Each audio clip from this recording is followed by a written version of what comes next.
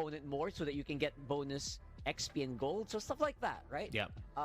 It feels like it's gonna become more apparent later on for sure. But yes, since you have zero time to play, or for example, if you're like, I'm expecting Kyrie in this game. If there was any player that was gonna play Leo more than jungle, I expect Kyrie to do it. But does he know the Oath Keeper thing, right? Like the stacking thing. I don't know if they'll have that, but some heroes like Rafaela or Estes, feels like it's more easier. It's easier to integrate in your lineup. So maybe homeboys can try to experiment with that one. I don't know if Daniel's up to date with these heroes, you know? Yeah.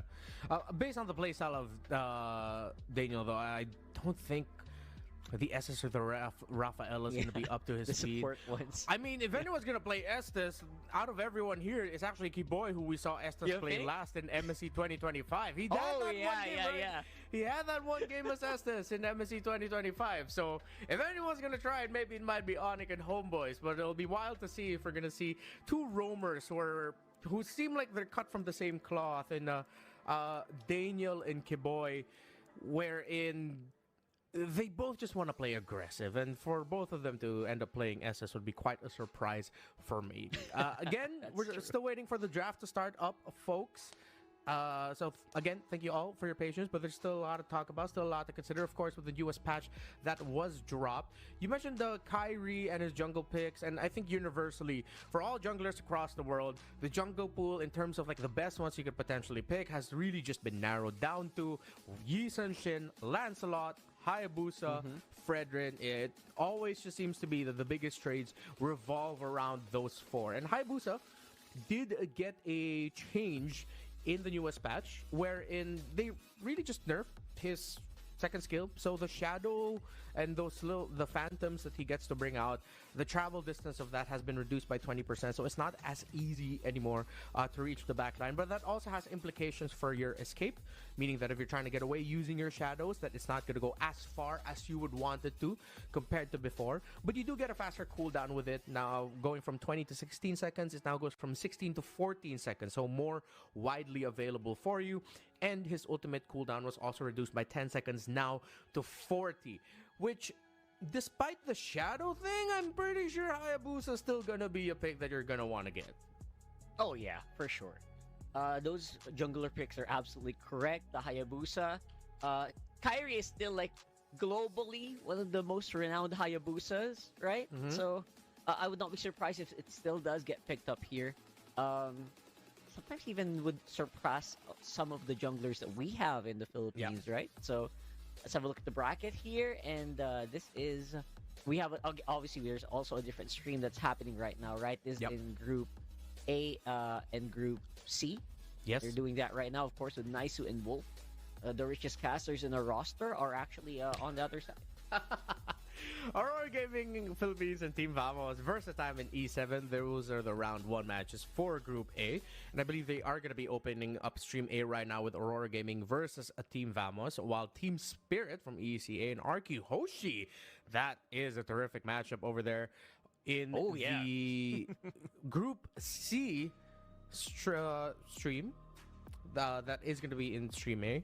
And then Team Falcons versus the Mongols is there as well. We just got word that the draft is ready, so we're going to hop in just a little bit to see the picks and the bans. So it seems like we're on the same boat here, that we're probably, most likely, just going to be seeing a lot of the similar picks that we've been seeing. However, if there is maybe 2 heroes that could potentially get slotted in, as they have still shown up from time to time, this past 6 months, the Lucas and the Paquito also got changes to them in the latest patch, and that could mean if a team is looking for a little bit of a surprise pick to catch their opponent off guard, it might be those two that might show up.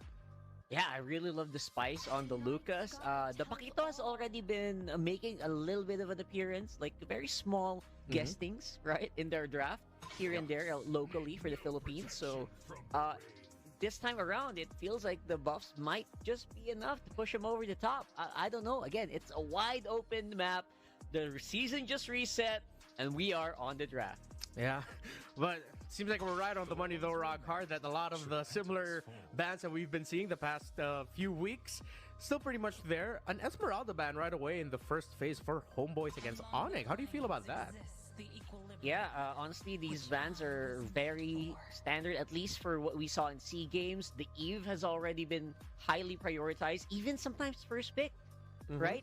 So I would say that this is very much warranted. A lot of really fun stuff are removed already, sadly. Lancelot is I would have loved to see a Lancelot here, but, you know, they don't want to take that risk. Yeah, instead of going for the first pick, seems like a different first pick that we're going to be getting here. However, the YSS, the Yisun Shin, and the Juicin also still available for Homeboys for picking. The Esmeralda makes sense in the way that, I mean, it's flex. It can go gold. It can go EXP. If they're crazy enough, it could go jungle. However, that is super rare. But it is a two-lane, two-role pick right now. Fanny getting taken away as well as a respect for Kairi, and it seems like the trade for the jungle might be Hayabusa and Yisun Shin mainly. However, that means Fredrin and AKAI are also going to be on the table now. Yeah, honestly. Fredrin and AKAI highly prioritized. Although personally, I really don't like seeing the Fredrin on Kairi. In my opinion, is a big waste of micro mechanics. So I know a lot of people will agree with that on me. Everyone wants to see Assassin Kairi, but obviously that's up to the team, right? It all depends on what the team needs. Yeah. Okay, Kimmy gets taken away here from Homeboys. I think Onic are not looking at that as a two-pick swing on the red side. Hovering of VEXANA right now, I'm pretty sure it's just going to be a hover.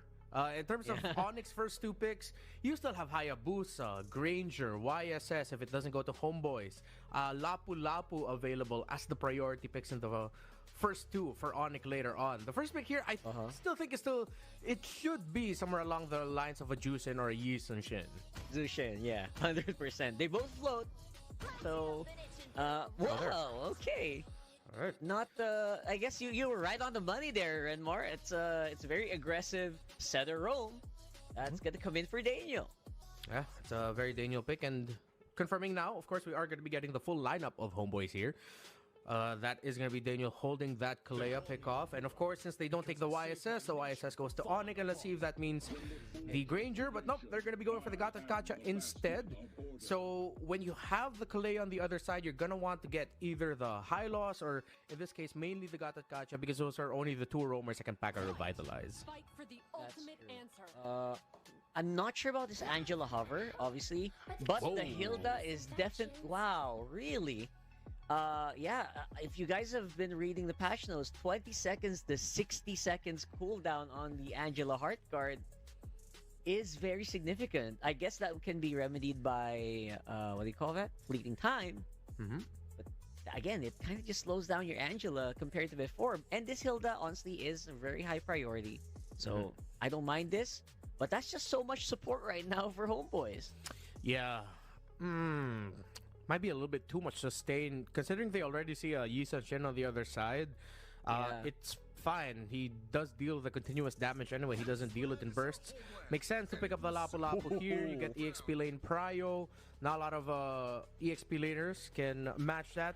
Some of the best that you can just go for right now are either the CC. Yu Zhong is most likely going to get banned here by Onic. Actually, they can go for a CC and Yu Zhong ban, and I would be happy. Yeah, just take out both, alright? Like, they're gonna end up with what? A glue, and then the glue is just significantly slower compared to the Lapu Lapu in the map. True, that is true. So, again, you're gonna get outpaced. You're already considering the jungle. I love that from Onic. Honestly, I love the Onic lineup right now. It just matches everyone. I do see the Gatot Kacha, very minor nerf to the distance of Unbreakable. So it's just like a 20% distance nerf. Some people would say it's pretty big.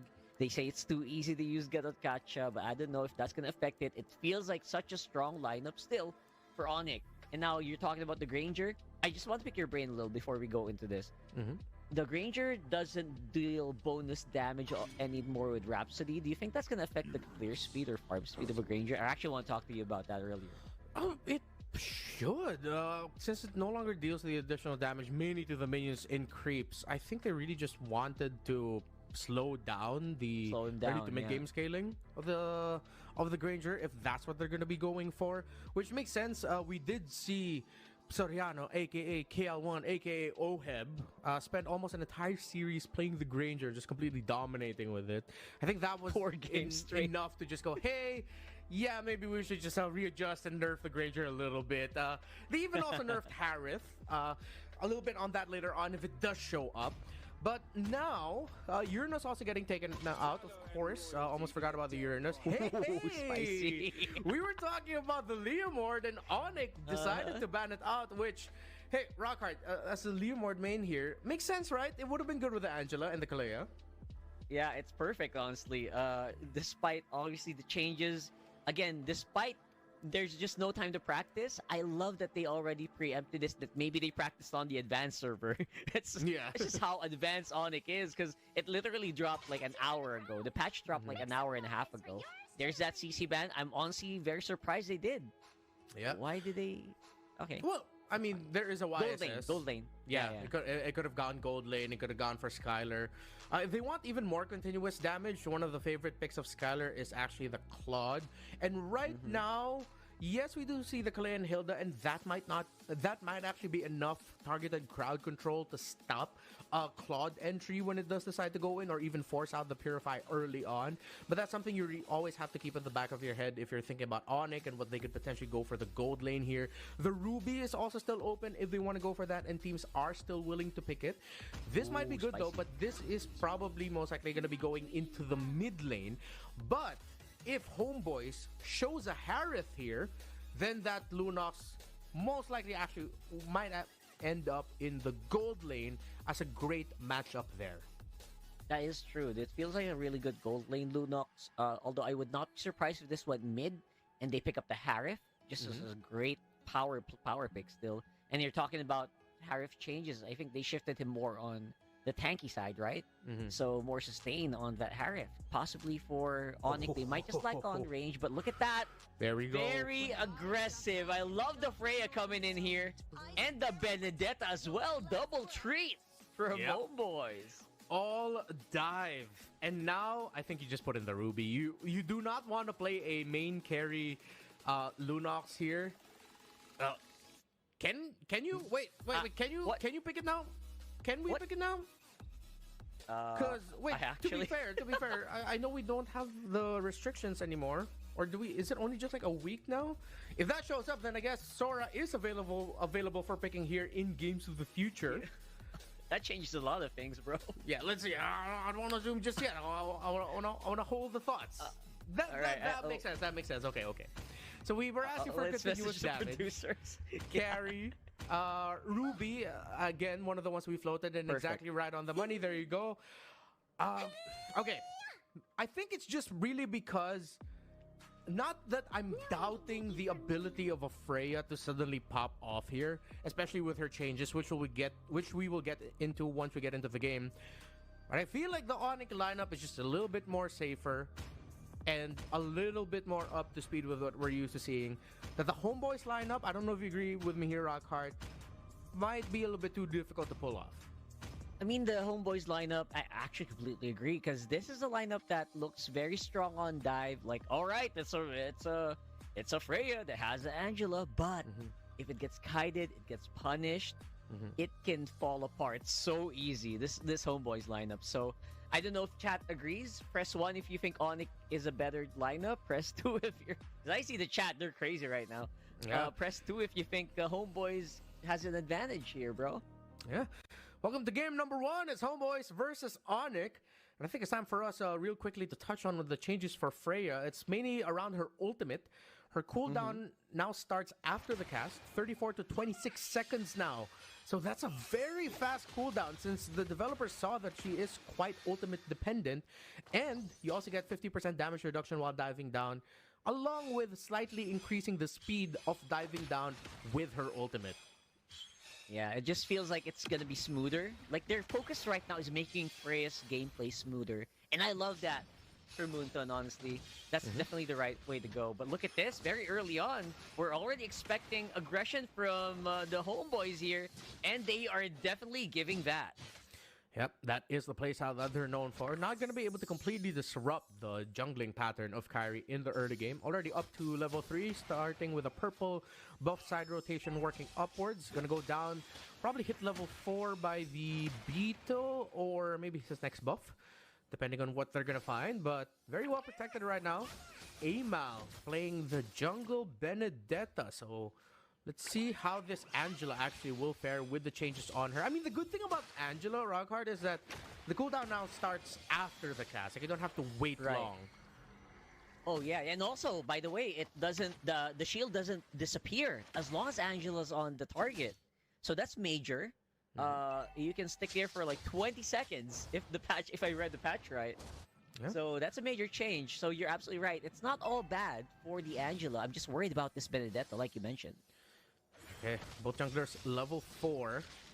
Seems like Onic is going to get priority here in the turtle, although Reza and Daniel have been able to hold around the EXP lane. Onic will get their mid trio there first. Key Boy, the one stopping Amal and Izanami. Getting the vision there. Great spot here by Homeboys. Oh, again, that's just the advantage you get with the extra bush, the beard around the turtle pit. Yeah. And they're going really hard here. Okay, here comes the hard guard. Amal gets a turtle. Kairi was not able to get close as the members of Homeboys were able to keep him at bay. Raging slashes coming in from the Lapu Lapu, but Kairi takes down Melcutie's very greedy entry. Single-handedly trying to go to the back to try and take down Kairi and Sans, but Skylar was there for the assist. Yeah, they got punished really quickly, and that's just the power of the Onic lineup. It's so stable. It's tried and tested through the past few years, honestly, this lineup. And yeah, the gold lane on the Ruby just means that they don't have to worry even on the late game. This lineup is very sustainable, and I think we saw that a little bit around that fight in the turtle pit. Yeah. See, both gold laners are fighters, so no traditional marksman here. You know, essentially a little bit of a hybrid. Oh, here comes the Tsunami Slam coming in. But that is an easy out there for Sans. Key Boy forced to use the AOG to get on out of there. Reza gets killed. Onto Sans, finishing it off in the mid, but that becomes a trade. Key Boy taking Reza down. That's a really good dive. I was expecting them to not fight that, but man, oh man, Homeboys are here to play. They are ready to, they're just roaring, right? To make something happen. They know that they can't play passive if you're fighting against Onic Indonesia, and I completely agree. Onic Indonesia is such a different beast when they get going, especially since Kairi is on the YSS. They don't want this to scale too far off. Yeah, Homeboys are making the right decisions right now in terms of just tempering the speed of Kairi being able to get his farm. Lutpi picks up the War Axe. Melcutie, as we saw earlier, did get to build a golden staff already. So, seems like the first death that he suffered not hurtful to his progression for farming, but I think he's really going to need to minimize those deaths because it is an attack speed based item hero, and you're going to need all the time that you need to get the gold. Yeah, 100%. That gold is so crucial. That's why I'm also looking at like the towers, like the outer turret energy shields. I'm looking if there was any major damage, but look at that. They're already eyeing that second turtle right away. They seem to be really want to go for the fight. Oh, dive already. Here comes the Tsunami Slam entry as well. Kairi forced to go on out of there, but here comes the Angela Benedetta combo to burst Kairi down. That's a kill for Izanami, but two members of Homeboys fall to Onic. Onic still fighting into it. Izanami brought down low. Reza takes down Sans. Kiboy forced to use the conceal out. Both junglers are out of the game, and it's going to be looking for a reset. It's very, I don't know, they feel so committed on the team fights. There are some times where I thought, you know what, they probably have had enough. They're both probably going to back out.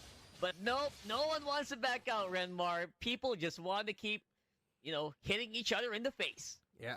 One of the problems now for Onic, Rockhard, we see that Freya has just straight up won the lane against a Ruby. Not much a Ruby can do in the lane. This Ruby pick is looking towards the mid to the late game when it's 4-man, 5-man team fights. We saw Skylar's worth in the first team fight where we saw Melcutie go down. But 1v1, that is a Freya taking the matchup all day long. Onic now and Homeboys back for this turtle. They still do not want to let go. Yeah, I really don't mind that they're doing this. Definitely, Kyrie is itching to get to that level 15 as soon as possible. Already a level ahead of AMAL. Look at that. Wow. Stunning it out. AOG in. Oh my goodness, Kiboy and Lutby working together. Sans finds MLQT as well. That's another death for the Freya. Skylar takes down the tower in mid alongside Kyrie and Sans. Meanwhile, Reza will not be able to survive against Lutby and Kiboy, but I might have spoken too soon. The thing is, he needed to burn his flicker to get out of there. So management of the waves and even getting vision at this point in the game, you need that flicker as a Hilda. Onic take control with an almost 5,000 gold lead. Yeah, as much as the Hilda is 2-1 right now, definitely ahead. You are correct. They need that flicker so hard. And that's going to slow down Homeboys' aggression even further. They might have to rely so much more. Lutpi might be in trouble here. 1v3 on the bottom. Make that 4. Okay. Lutby buying so much time, not enough damage just yet for Homeboys. Lutby, look at everything he's doing. 4v1, here comes Kiboy for the assist. The Valkyrie descent already committed there by the Freya. Electro final blow as well. AOG by Kiboy lands on the mark. Lutby finally taken down. The Homeboys are fighting back towards Onyx assist. Melcutie locked in onto Kyrie, but Sans takes down Daniel. Sans taken down by Reza. Melcutie takes down Kyrie. And just like that, 4 members of Onyx fall to the Homeboys. Alright, I did not expect them to, again, just keep slapping each other in the face like that.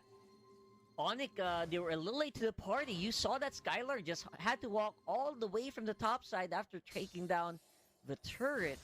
And when he arrived, it was just bodies on the floor. I don't know if that was worth it for Onic, but the gold lead does kind of lean towards them. 2,000 right now for the Indonesian squad. Valiant effort by Lutby to get a really good start there for Onic, but in the end, of course, the sheer power of the team fight, when you do have the Electro Final Blow and the Valkyrie descent together, a lot of physical damage you're gonna need to avoid. This Ruby is also packing towards the damage items, which makes sense as a gold lane Ruby, but you're gonna start looking for the anti-Karasas to start coming in for Onic. Maybe even some dominance ices. Definitely need significantly more anti-heal for the side of Onic. Yeah, 100%. Because this hard card and shielding combination, especially on a Freya that already has like a very meaty shield, is just so potent. There's just no way that even the Lapu-Lapu is having a hard time keeping up with the spell vamp here. All right, Lord 1, Onic first on the spot. Mid lane being handled by Izanami. Melcutie handling up top. Reza's 4-1-0 and now has a dominance ice. Should help also against the healing and the spell vamp, the regen that Onic has. Kiboy, good spot. Spots out Amal. Not gonna land the taunt. His concussive blast already used. Kiboy taking some damage, but it's gonna be a slow little dance between the two teams first. Hard guard not yet committed and still hovering it. Yeah, they're just going to be able to just calmly go ahead here. Oh, Conceal already used up. Is Onic going to try to find an opening?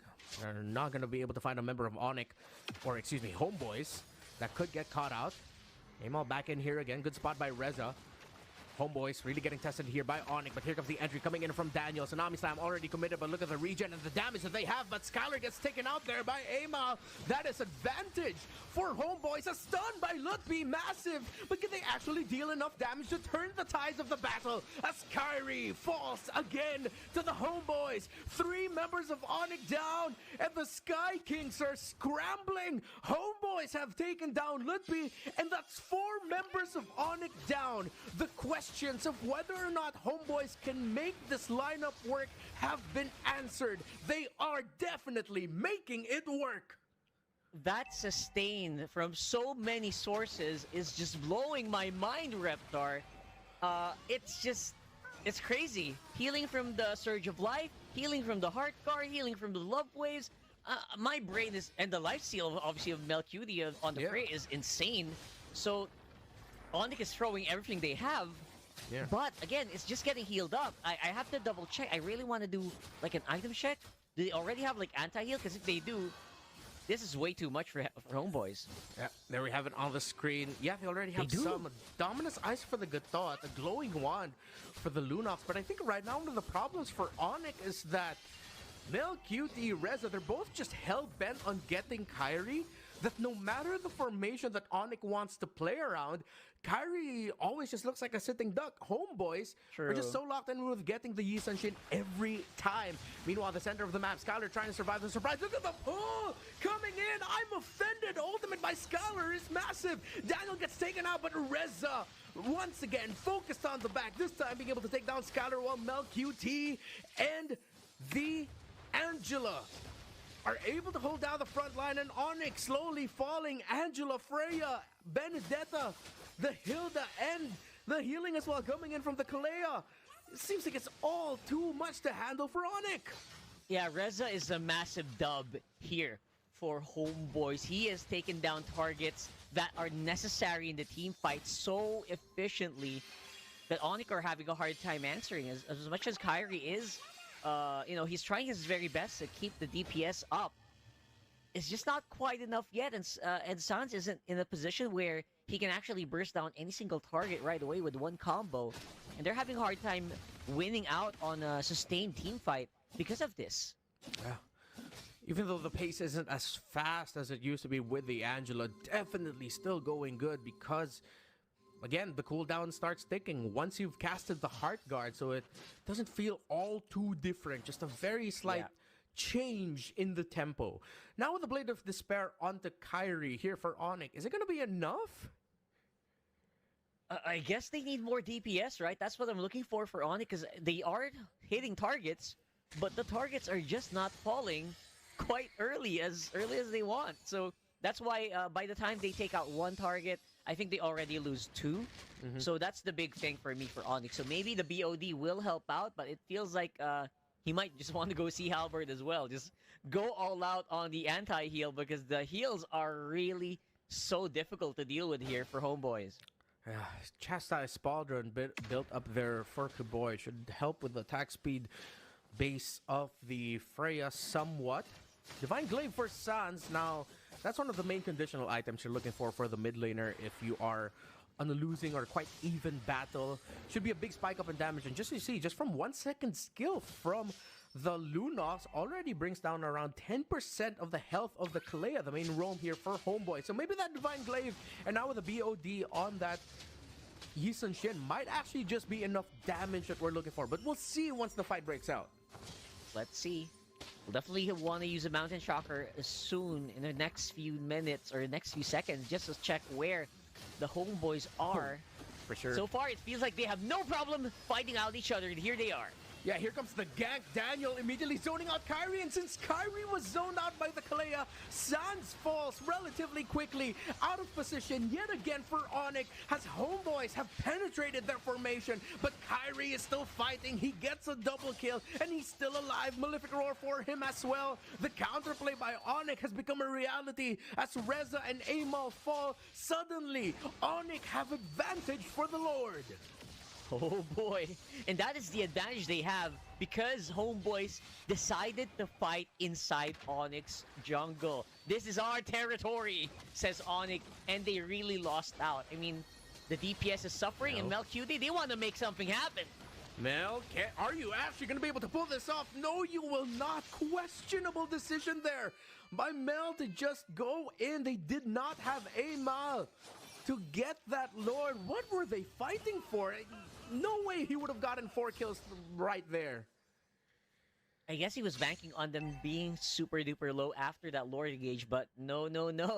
It does appear that Onic has a really good sustain lineup on their own, especially if Kiboy is ready with the revitalizes, and he will be as well. So this is going to be a bit of an uphill defense for sure. 4,000 gold lead doesn't seem like a lot at 15 minutes, but look at that. Lutfi is actually surviving against 2 players here for Homeboys. It is a good sign. Yeah, and now with the Malefic Roar and the Yi Sun-shin, definitely enough items, enough damage already on Onic. And the Divine Glaive pickup by Sans actually came in at the perfect time. Lord marching in. How much damage will they be able to do the base? Seems like that's actually little by little, good. Though, that's just one. See if they can get another one. They still have a lot of minion waves crashing in here for Onic. Immortality for Kiboy. Might be able to make a risky play if he wants to. Look at all the items coming in here for Onic now. hold a 7,000 gold lead. Endless battle entry. Here comes the pickoff attempt there onto Skylar, but Skylar will survive way too much. But here comes the Angela and Freya combination. They're not going to be able to take Kyrie down. Reza gets blasted by the Yisun Shin. Skylar takes down Daniel, and now 2 members of Homeboys fall. Make that 3. Mel QT out as well. Onic still has minion waves. Izanami and Amal might not be enough to hold. Onic holds on. Homeboys had the lead, but Onic walk away from game number 1 with the win. GG's Onic Indonesia coming out on top despite losing out a little bit on the early game. And I think this is exactly what I was talking about, Renmore. As much as it feels like the Homeboys' lineup is so strong on paper, it topples so easily if like 1 or 2 members start to disappear from the map. They're really strong as a 5-man. It's a 5-man lineup. It's very heavy sustain. But if you lose the healing from the Surge of Life, if you lose the Heart Guard, once those go on cooldown, it's just a disaster waiting to happen. And I think we saw that happen here as well in this matchup. Yeah, great understanding by Onic, knowing the eventual timers that they're trying to hit. It was really mainly around the items coming in for the Yisun Shin and of the Lunox, the Divine Glaive and the BOD coming in roughly at around the same time. And in the big team fight that happened, Kyrie ended up getting the Malefic Roar, and that just meant Onic got their conditions ticked and they were ready to go. 9 kills, 3 deaths, and 6 assists for the Yisun Shin of Kyrie, who was tested very early on and for majority of this game by Homeboys. But the problem was Homeboys just could not get the definitive lead that they were looking for. A lot of questions heading into game number 1 with a new patch that we had just introduced in here, but it was straight up answered by these 2, willing to try out new things. Freya and Angela to start things off. Onic going for double fighters. Onic held on. More Games of the Future action coming back after the break. It's Onic versus Home.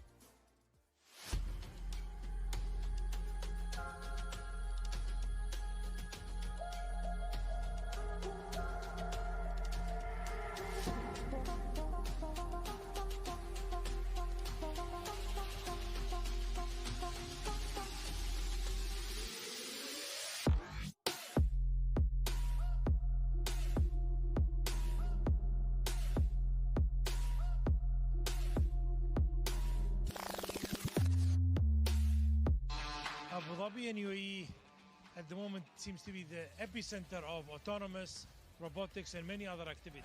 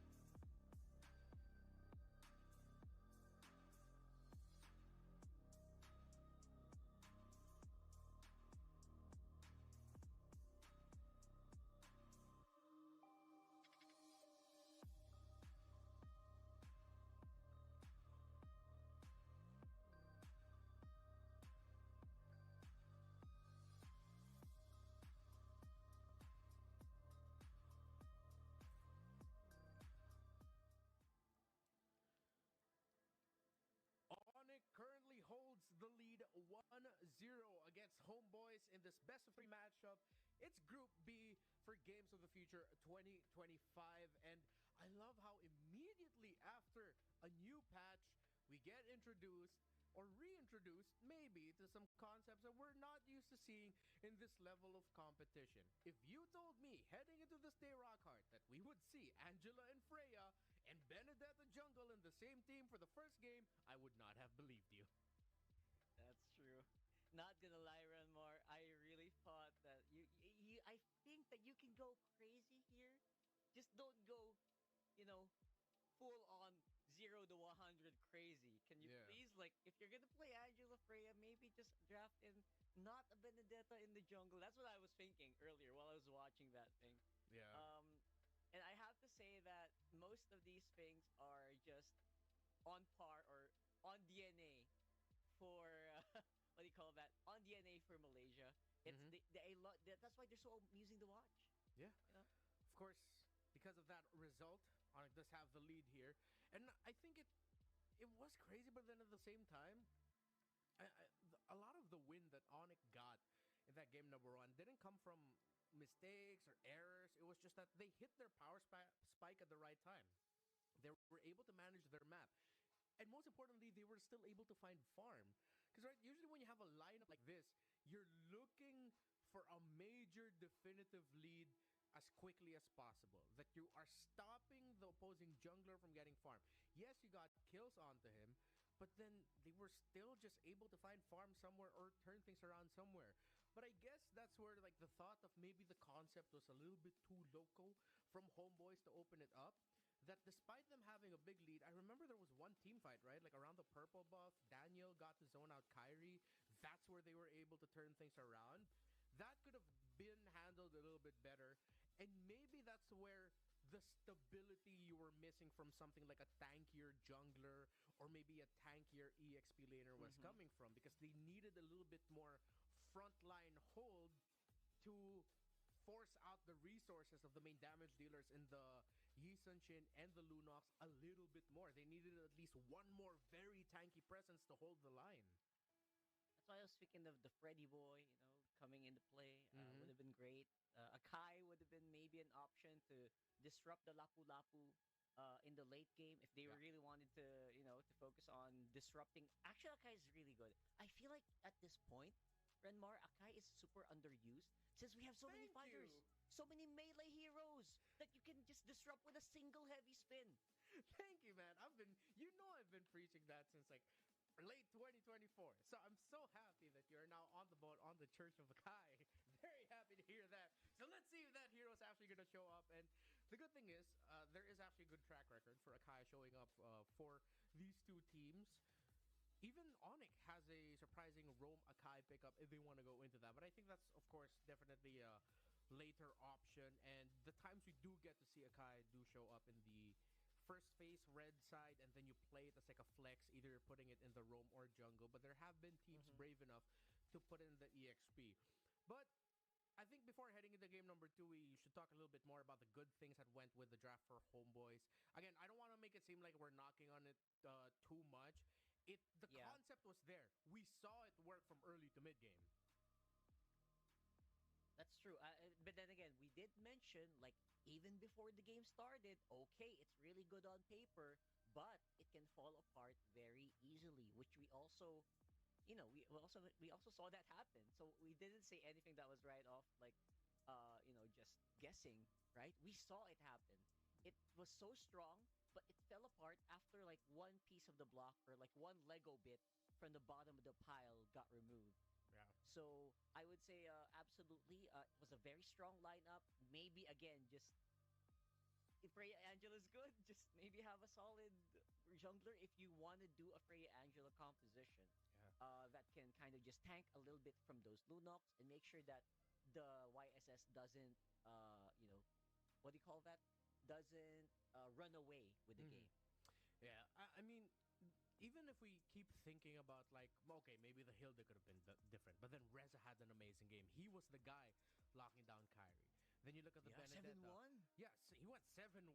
That is an impressive stat line, and majority of the deaths that Kyrie got actually came from the hands of the Hilda. If it wasn't the Hilda, it was the Benedetta. The more you think about the Benedetta, it was like, wait, but if they had a tank jungler or a fighter jungler, wouldn't they have been lacking damage? Because the Benedetta also provided a lot of that. If it was a tank jungler, then that would have been a lot of pressure for the Freya. So you could see like the good things, the bad things of both the reality and the possibilities that could have been in the draft of Homeboys. But at the end of the day, that's why we both leaned towards Onyx lineup more, right? We said it was more familiar, it was more stable, and it was definitely that. Yeah, I mentioned that, right? This is the term I used was tried and tested. Yes. Throughout the years. It's just won so many games already. And again, I love that Homeboys are playing spicy. Who doesn't like spicy lineup? But the win rate is more 50-50 if you do that. Yeah. Let's see if Homeboys is going to lean towards a little bit more of spice yet again for this game number 2 draft. But of course, as we know about our Indonesian friends, they definitely can handle the spice inside and outside of the game. I can't wait to get back to Indonesia and eat real spicy food. All right, before I start the daydreaming about food again here, Homeboys takes out the Fanny, and I think that this is for sure going to be an expected ban all throughout the series. You don't want Kyrie to get his hands on a Fanny. Yeah, 100%. No Fanny for Kyrie. I think that is, what do you call that? That is priority number 1. Yep. There you go. For Malaysia. Or the Malaysian squad rather, for Homeboys. So yeah, this looks like a very, again, I would not be surprised if this just keeps happening all throughout the series. Oh, similar bans so far. So what might change up here for Homeboys are their picks later, but Onic, there we go, decided to respect the Hilda, one of the biggest pains for them in game number 1. But this opens up a Kimmy trade available, as Kimmy was the hero banned out by Onic as the last ban in game 1. Let's see if Homeboys will go for the Kalea yet again, or they're gonna switch things up. Juicin lost a lot of her control capabilities.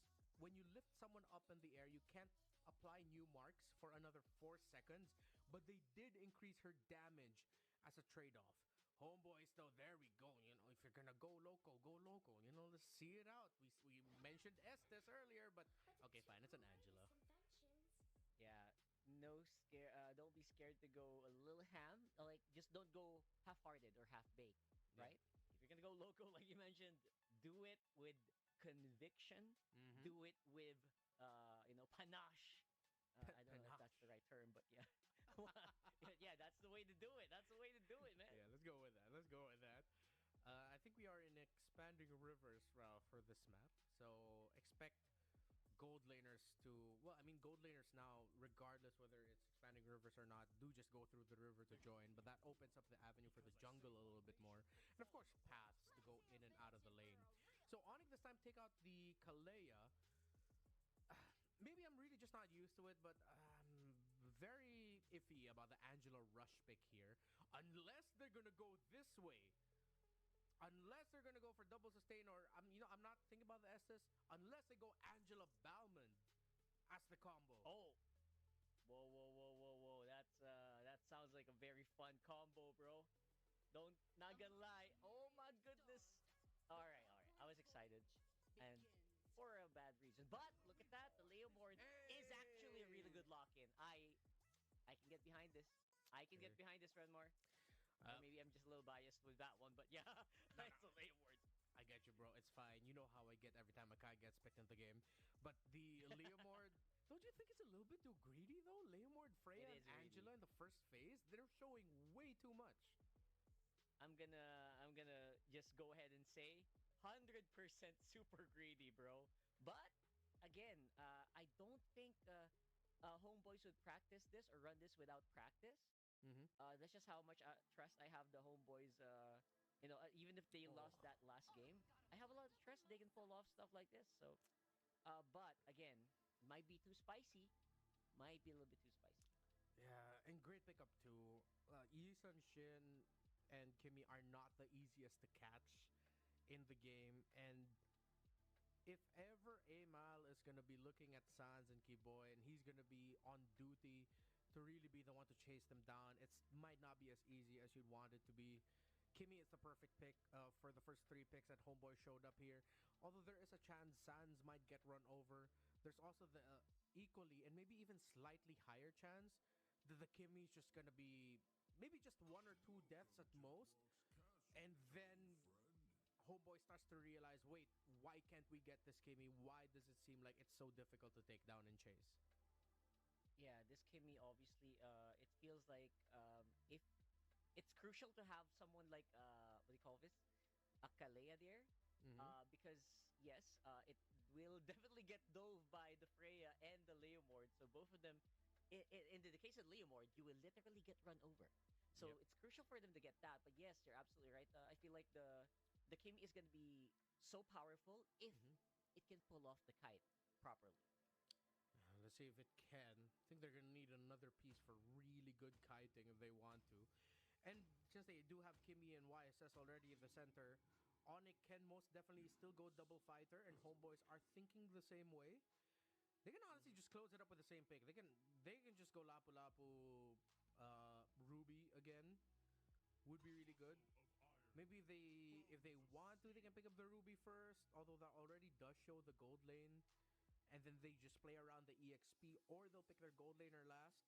I'm really heavily leaning towards this being a fighter, because if they go marksman, then this time Onyx is going to be too greedy. If that's going to be a traditional carry gold laner, you'll have 3 Triple carries marksman. that are farm dependent. Exactly. Triple marksman, that's way too much. Yeah, it might be way too much. I think it won recently in like a different tournament in the SEA Games, just 1 game. But then again, it was very conditional on who you're fighting off against. You saw how crazy, you saw how chaotic the Homeboys lineup can be, and you saw how willing they are to actually give the fight to your face. So, yeah, triple marksman is definitely too greedy here. I think marksman might want to go to the side of Homeboys too. Because I think you might want to throw this Freya on XP instead. It just feels like it's just too much as well. Too many people have to farm. Yeah, Or yeah, fighter gold lane is also a possibility. Yeah, exactly. Hilda's gone, Gatat's gone, GROCK is gone. The best roam right now, maybe that could be left for Daniel, is either the High Loss or the CHOU. Oh, and Onic take it away. Great call, and this is going to be a CHOU gold lane for Skylar. Yeah, that's huge. It feels like a great deny pick, right? I think Onic right away said, you know what? We can pick it up. No need to give him any comfort.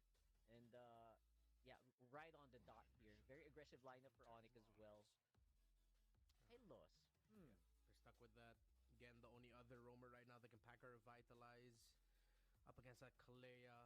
Lots of routes here for Homeboys. But Lapu, I don't know. Is it too crazy to think that maybe a glue might work with this? I'm kind of iffy on this Lapu. If they'd go for a Lapu, it's pure physical damage burst. Pure fighter, triple fighter lineup. Is this gonna work? They cannot. They have no reach. Yeah. How are they gonna reach the Kimmy? Exactly. This is not Homeboys versus Onic. This is gonna be Homeboys versus Antique Harass and Dominance Ice. Yes, all sir. of that physical that they have. Oh, and now they're gonna be up against an Alice. This Alice would blend perfectly with the lineup of Onic. This is gonna be a very tough game for Homeboys. And I don't know, what do you think? What's the condition here for Homeboys? Just look at their lineup, because again, we're looking at Onyx draft and going, this is looking really good. Homeboys, what do they need to do? Man, as much as I want to be biased towards the lineup that has a Leomord, I can't see the win condition here, bro. They're literally all short-range heroes. No one has any long range. So they need to dive all the time if they want to win. They need to stick together as a 5-man or a 3-man, 4-man unit if they want to just not get kited to oblivion. Yes. So, man, my brain is just not braining on how this Homeboys lineup is gonna win, bro. I'm gonna be honest. Yeah, I think I can see like the idea is slowly wrapping around. It seems like now it's all the more dependent for Homeboys to fight better, because you lay down like a team fighting condition. Seems like that is gonna be the main case. The team fighting condition is stun someone, make sure that person goes down, before they can run away. Yeah. That's basically it. Yeah, easier said than done. It's game number 2, Onic versus Homeboys, and just at the beginning, the aggression of the Clay and the Kimi together will be able to bring Izanami down low, but not able to take him out. Yeah, look very closely at what Sans is doing. That's the whole game. He's gonna be doing that the whole game. And look at this. Just look at this, man. There's just no way they can fight back. Even with the Leo board there, good damage. Again, damage was a little bit improved on the Leo board.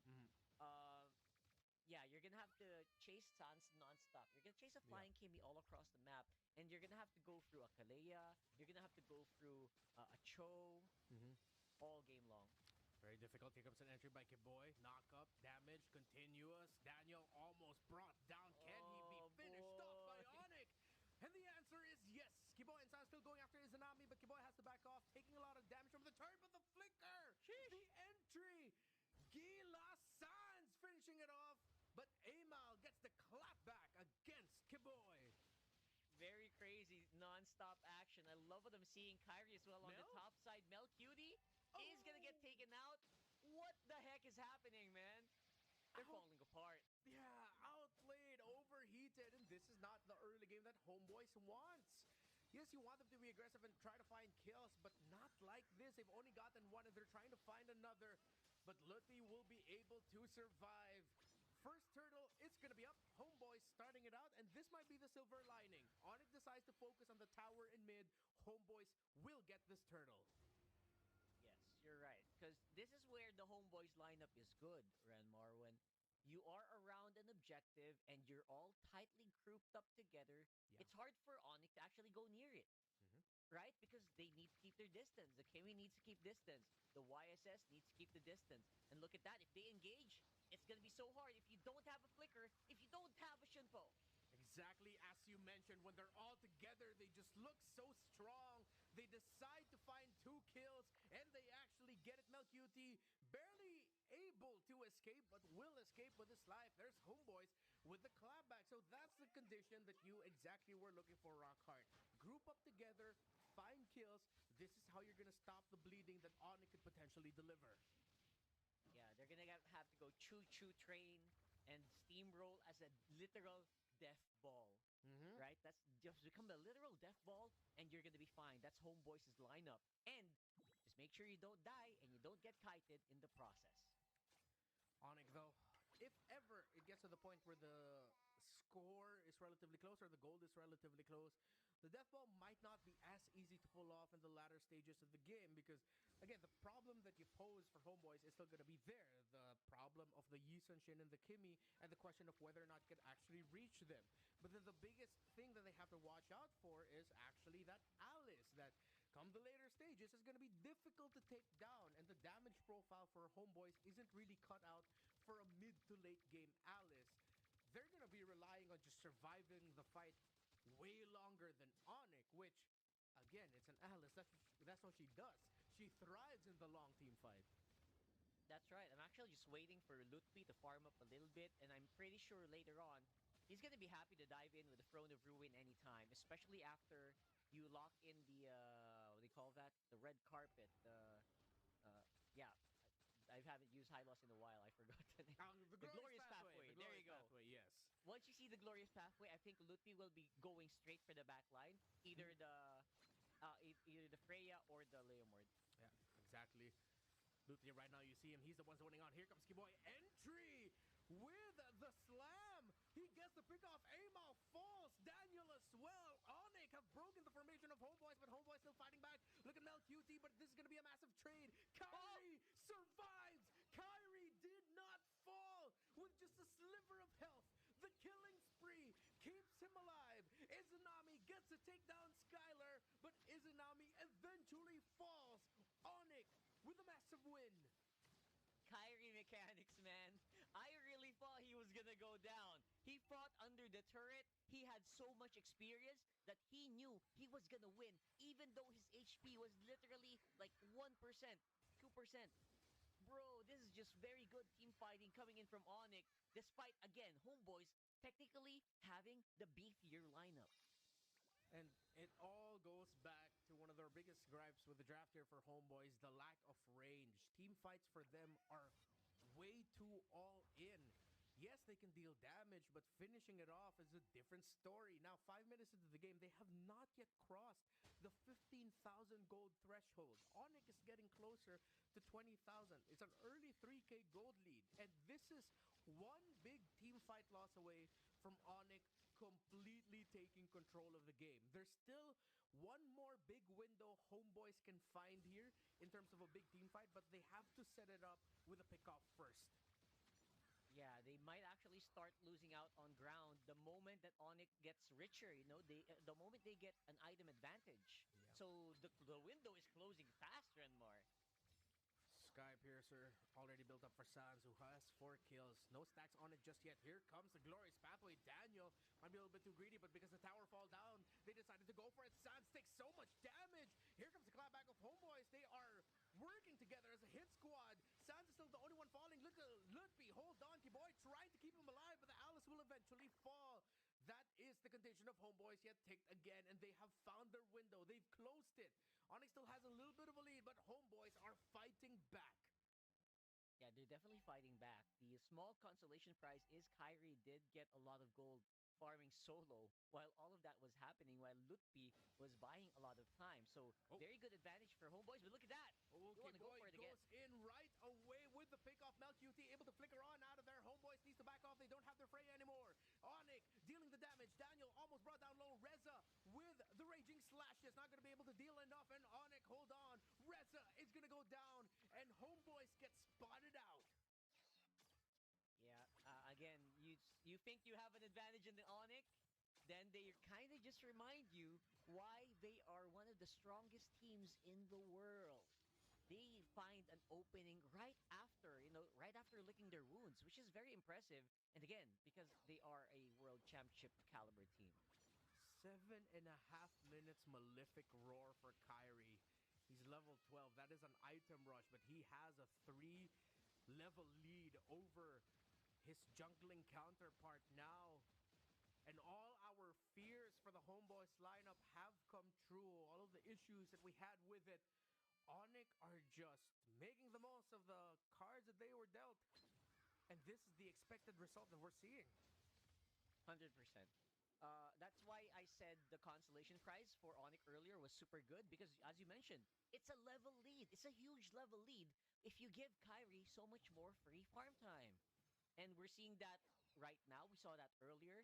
And I think later on, we will also see it on the Retri battle. Level 13, level 14 versus level 10.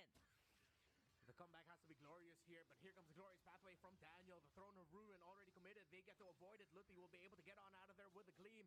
Onic, though, fighting back little by little. Slowly, the turnaround. Kiboy with an entry. Massive crowd control, massive damage. Onic are taking control. Scholar will be coming in from the back, Rockhart. Yeah, it looks really, really good. Onic just know how to dismantle this, especially with Skylar just making the perfectly timed entry from the back. And Izanami all alone? You're not a mage. You can't clear these minion waves.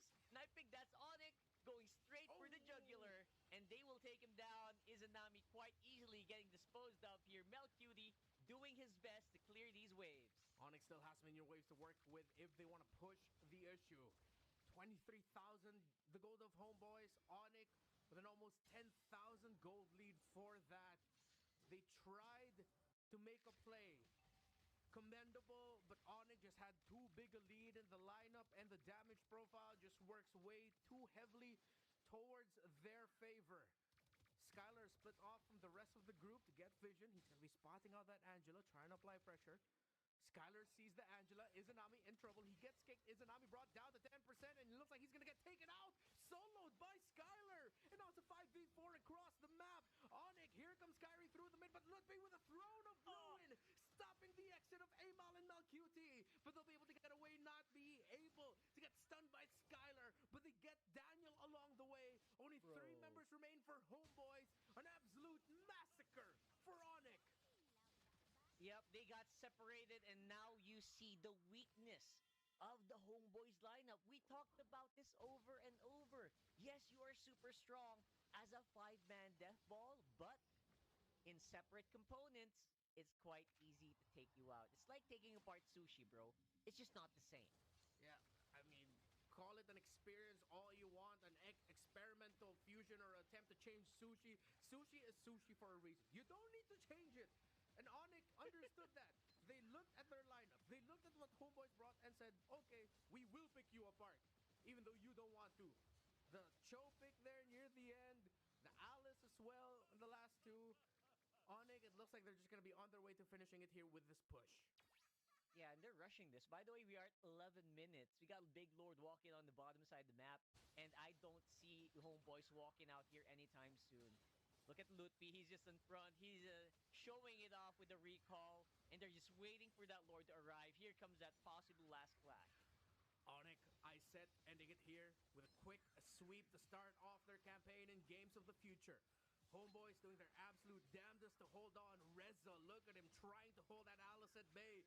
But the Alice we talked about earlier is one of the biggest problems. They don't have the damage, and it still rings true. Hard guard coming in for the Leomore. Can they actually find a turnaround here? Here comes MLBB, but he just gets blasted down. Throne of Ruin. Homeboys stuck together, and they fall together. 4 down. Reza, last one holding. It's a maniac for Gila Sans, and a sweep victory for Onic. Just like we predicted, Renmar, this crazy Kimmy is gonna just kite all day long. We saw that. We already said it before the match happened, and it did. So Onic Indonesia are gonna win against the Homeboys in a 2-0 fashion, and I have to say, very impressively, very fast game as well. Utter dominance.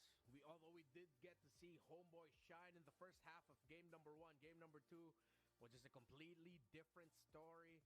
Onic knew they had the advantage, they had the better lineup in the end, and they were able to make the most out of it. It's hard to pick, but you have your most impressive player for Onic, Rockhart. Yeah, 100% Gila Sans just went loco in this one. 13-1, bro. It was just, he just died once. He just kited non-stop. He just pressed down on the attack key, and he just walked around, and no one can do anything about it. Kimmy living its best life. We even said near the end of the draft that 1 or 2 deaths maximum for Sans in this game if Homeboys are not going to be able to apply the pressure on this Kimmy. And that's exactly what happened. An insane record, an insane way to end. It's going to be a maniac for GOF for Sans. Yeah, that's exactly what I want to see. And Sans, again, big props to the whole lineup of Onic Indonesia. It wasn't just the Kyrie show here in this one. It was a very good and balanced lineup. And I love what I saw. Beautifully deserved 2-0.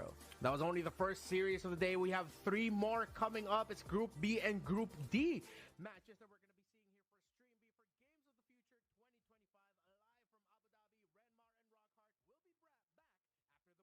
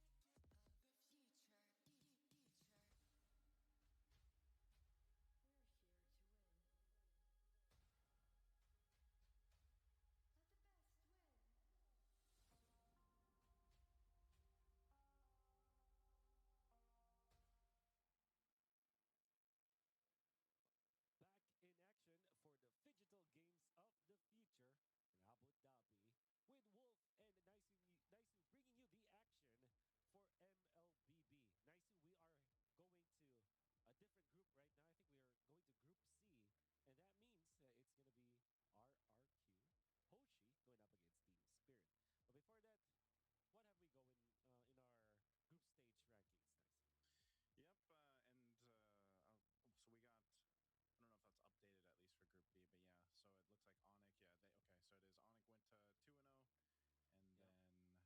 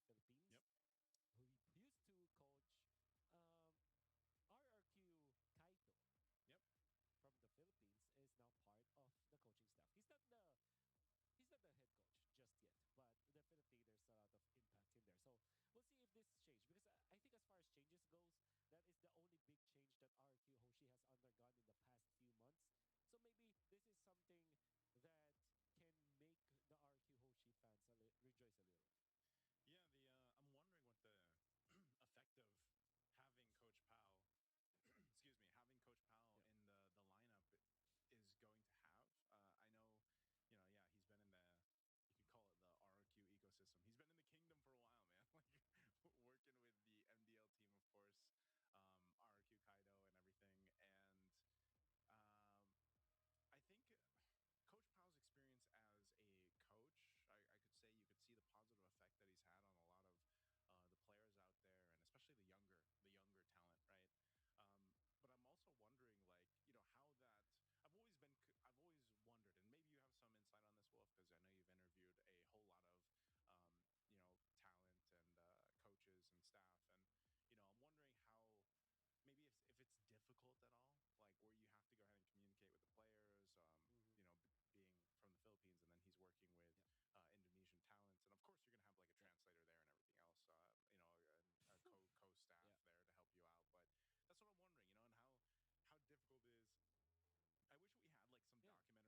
for some of the coaches that Maybe. jump Yeah. to like different leagues, and then it's like they kind of talk about their experiences and like because obviously not just a language barrier, but like building the trust like with That's these right. players who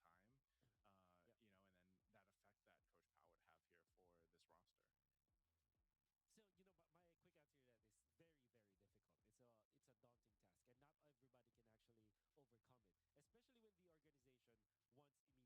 it because it was a lot of time that they had to do it. Same with Baloyski, for example, right?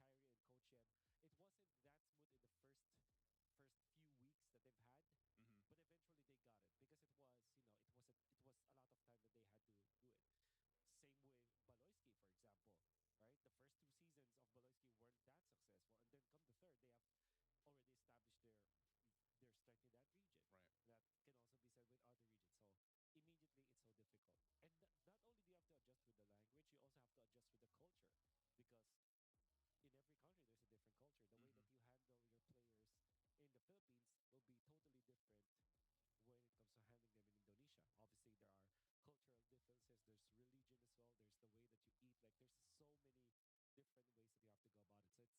adjust with the language, you also have to adjust with the culture, because in every country there's a different culture. The way Mm-hmm. that you handle your players in the Philippines will be totally different when it comes to handling them in Indonesia. Obviously, there are cultural differences. There's religion as well. There's the way that you eat. Like, there's so many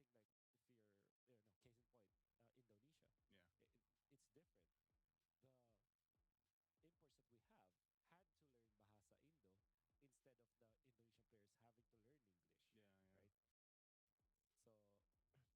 Yeah, I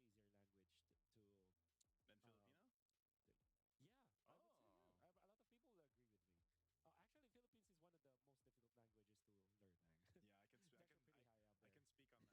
actually pretty high up I there.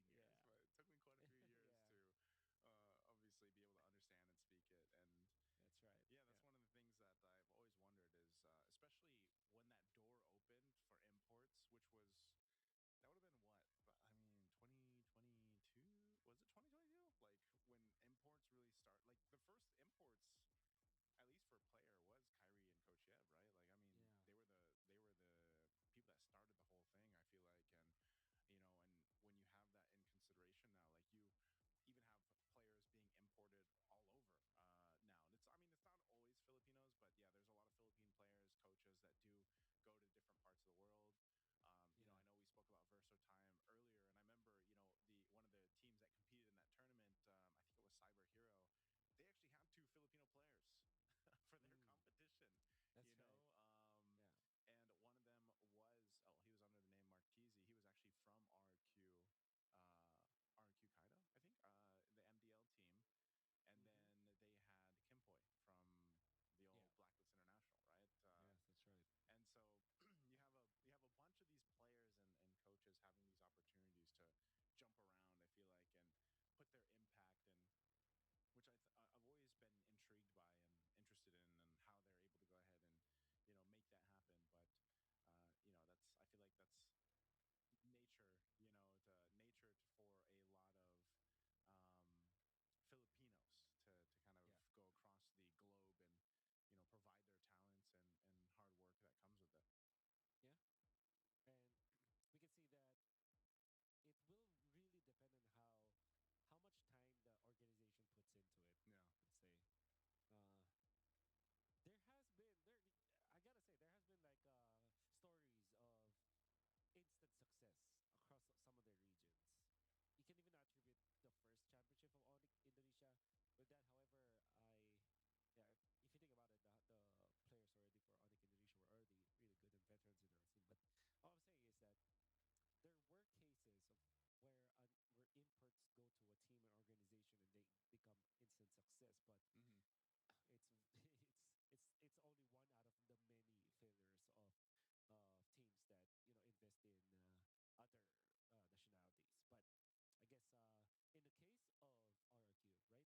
they're gonna be just focusing on their own squad, but just including one Filipino coach out there, one Filipino analyst at that.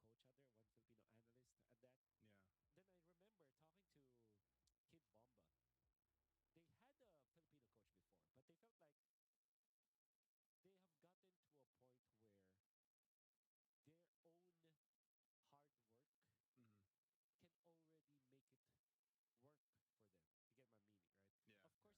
get anyone from a different region. Yeah, wasn't I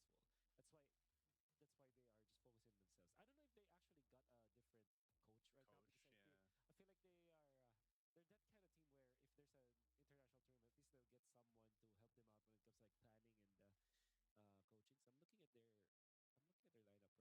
camping. Were they boot camping in Malaysia? Where were they boot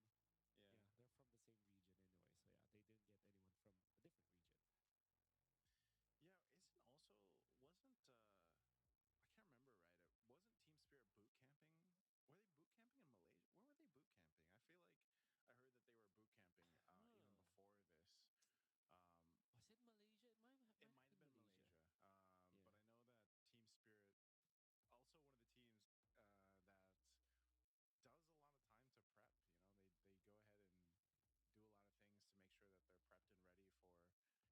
competitive. And when they get their opportunities to actually play against some of these stronger regions, they actually take games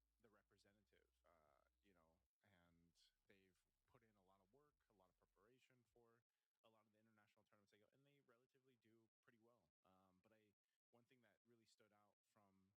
series against them. So I think, Yeah. again, this has been a region that a lot of people have had their eyes on. And yes, as storied and historic RQ Hoshi is, I think it's starting to happen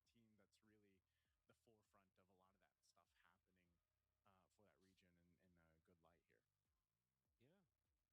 They're really good. They can really match up against the teams in Southeast Asia, and I would assume that they are not having as much gate from their own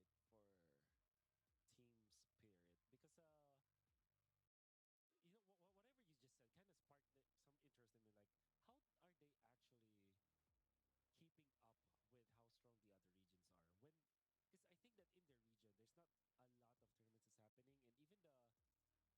camped, where's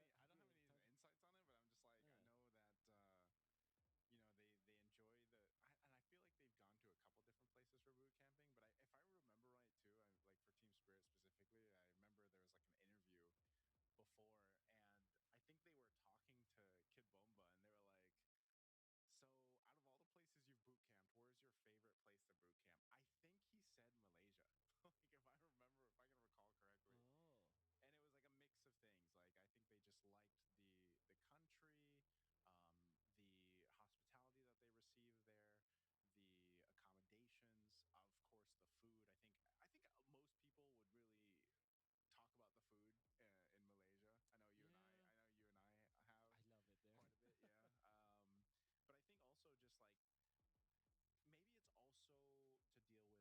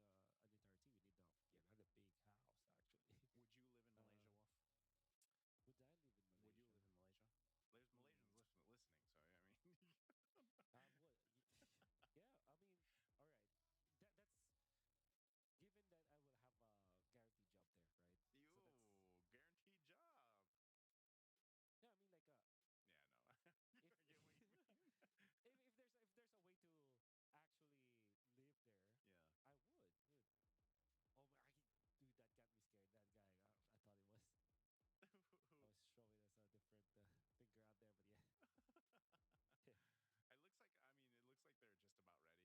That's always the case for Gatotkacha. Okay.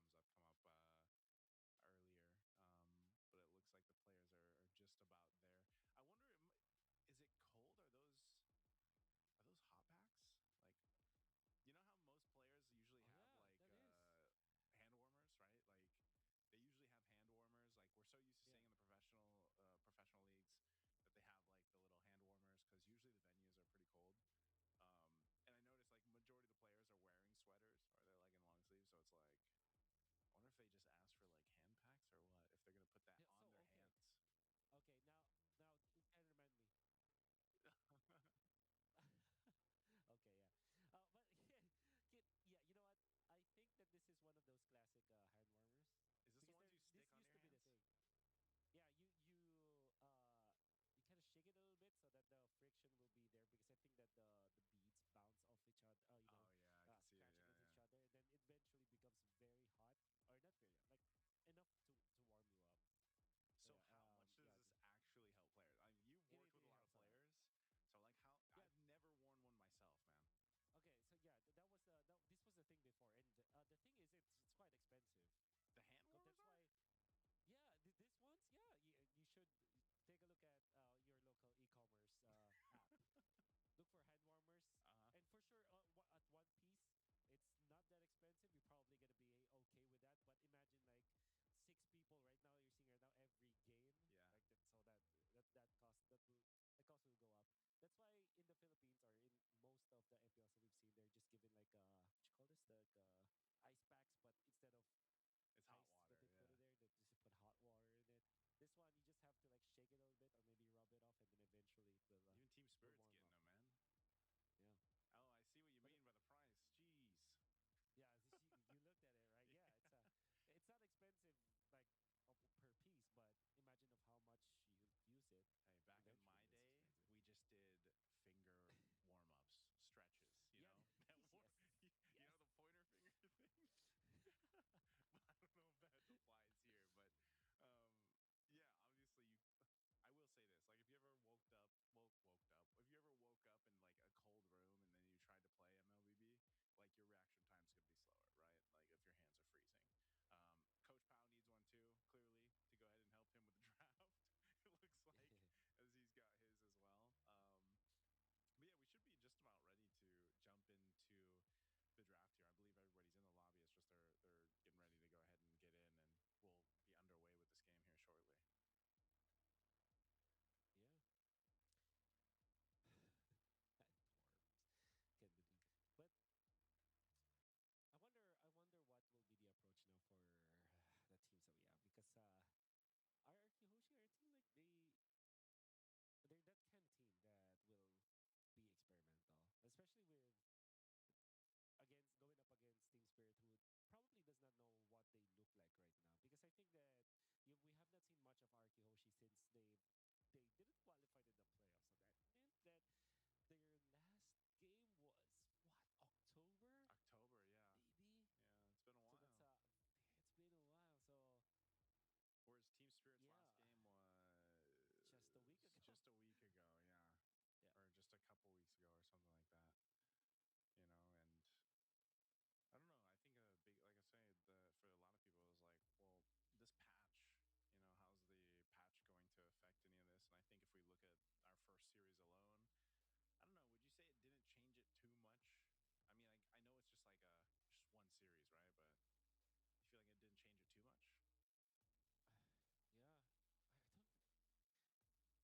think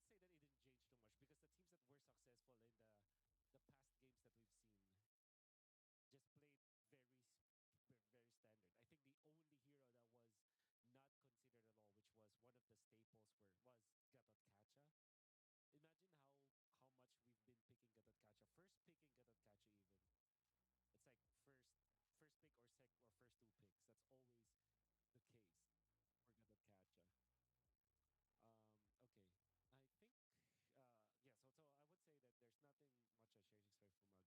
that there's nothing much I should expect from Gatotkacha. I think that we are going to a very quick break for everyone out there. We are just sorting out some of the tech issues right now, but don't worry, we'll be back for RRQ Hoshi going up against Team Spirit in just quite a while. Don't go away, because Phygital Games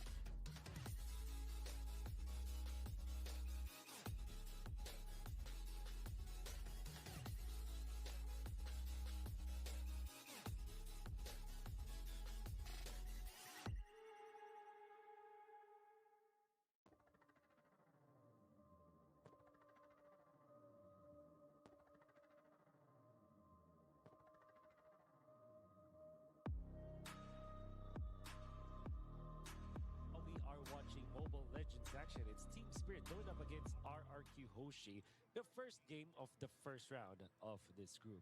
Their casters will be Wolf and Naisu. Naisu, are you excited for this matchup?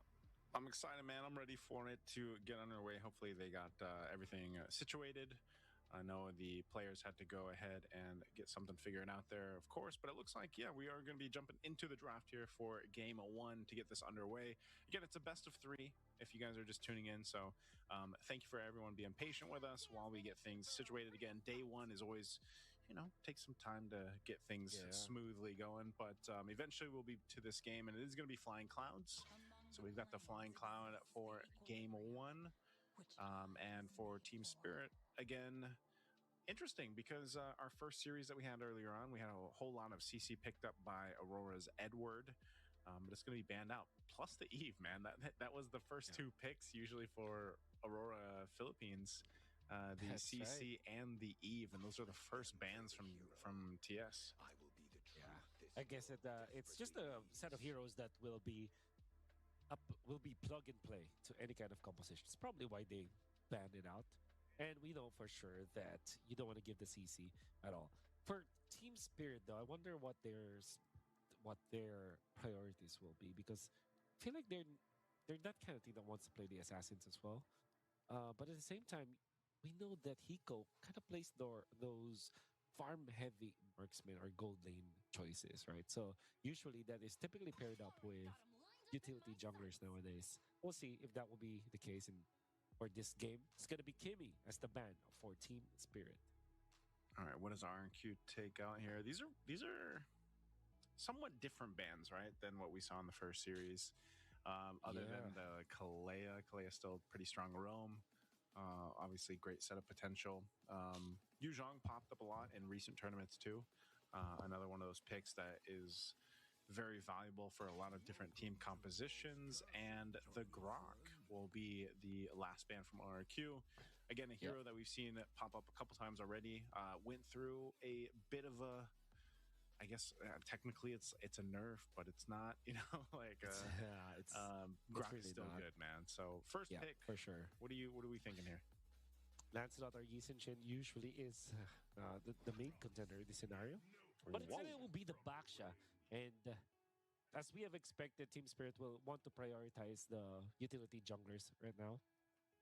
By the way, big shoutouts to Mirko. I think that he is restreaming through this stream. So to all of Mirko's chat, you know what they're saying. You know what they're saying in the chat. No, don't listen to. Why are you listening to Mirko? There's so many other things that you can do for your life than listening to Mirko, actually. But kidding aside, RRQ, the usual, I guess what will make a lot of sense here is the Lapu-Lapu, maybe. Mm-hmm. But instead they will pick up the Farsa first. Lapu-Lapu and Farsa would be a good opener for them. I was going to say, this one, you know, he's got to support his region here. This is currently his GOATs. Any team that any team. I know he's got a lot of GOATs out there, but right now I'm sure for this one, but I'm sure he has a hard time deciding too, because I know a lot of people actually are a big fan of Team Spirit, especially lately, and especially of Hiko. Again, I think a lot of people will be watching to see that's here. Wow, gets picked up. So that front line, that durability is pretty stacked. By the way, Gattacacha went with a little bit of a change on the patch, so now that's right. That second skill, you actually get more taunt and also more distance the longer you charge it. So before, you would just kind of use it and he would have that full distance, full charge. Well, now you actually have to charge it up. So take that as you will for Gattacacha roam players out there, but it is a change, and I feel like Gattacacha is still one of the top picks right now for the roams. I definitely love playing the Gattacacha, but I think because of the nerfs, you really have to adjust your playstyle. You can't be just running around. You're not as free as compared before, but you still have your important kit. You still can easily peel for your team. You can supplement with this Revitalize no matter where you are because of the Avatar of the Guardian. You can be a little bit more aggressive because you can just utilize the AOG to get out. Sometimes that happens. Generally speaking, you're not as strong as before, but you're still your kit is still there. So I think that's the reason why they still picked it up. I'm actually surprised that they have an early priority for this Valentina, which is great versus the Farsa. I mean, when it comes to like utilizing the ultimates, but at the same time, you don't know if this is an actual good pick. But we'll see. At least he has an ultimate to copy. Now, Naisu, what I'm also surprised about is this priority on the Yi Sun Shin. We already know that the Ganot Catch as well as the Baksha was picked up by Team Spirit.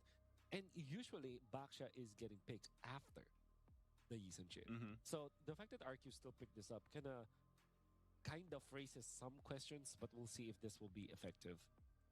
Yeah, I feel like this is just going to be a challenge, you know, and we see teams like leaning towards some of these like utility picks. Again, the Fredjit and Baksha, it's nice that it's still an option. I feel like, you know, we were so heavily dominated for a while in the jungle. Like before, we were so heavily dominated by utility jungle, and then we went, and then it was like assassin, and then we kind of had that mix of both being okay. And I feel like now it's still pretty much similar. Like we do have these utility junglers that still work really well in the jungle with some caveats there.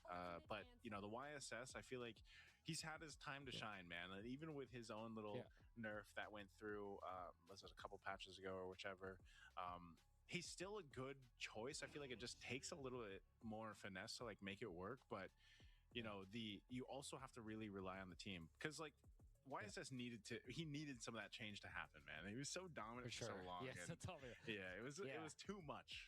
But teams played it so much, and they're so used to that ability to go ahead and set things up and provide a lot of damage, and of course the vision that comes with it, that I think you do that. But then you support it with the lineup, and the CHOU might help a little bit, but again, they could get caught in a position that they're just out durability. I don't know if that's an actual term, but especially if this Edith gets locked in, man, like they have so much. But they also have a Valentina. So that burst that comes with the Farsa just goes over to Team Spirit, you know? So it's like, this is a whole lot of front line to deal with, like a whole lot of meat to get through if you're RQ Hoshi. Edith gonna be the pick. I really expected the Moskov to be there. We already mentioned about it early stages. Harith is getting considered by RQ Hoshi. A strong lane has been nerfed significantly, I would say. It's not as strong as before, but it still fits the bill when it comes to what kind of gold laners can fit well with the Yi Sun Shin. Typically, Yi Sun Shin is getting paired with heroes that are strong in lane. For example, Harith as well as the Granger when you're choosing traditional marksman or traditional gold laners, or sometimes you go for fighter gold laners like the Lapu-Lapu, the CC. But since the CC has been banned out and RQ wants to put this Lapu-Lapu with the XP lane, they are now considering Harith despite the nerfs.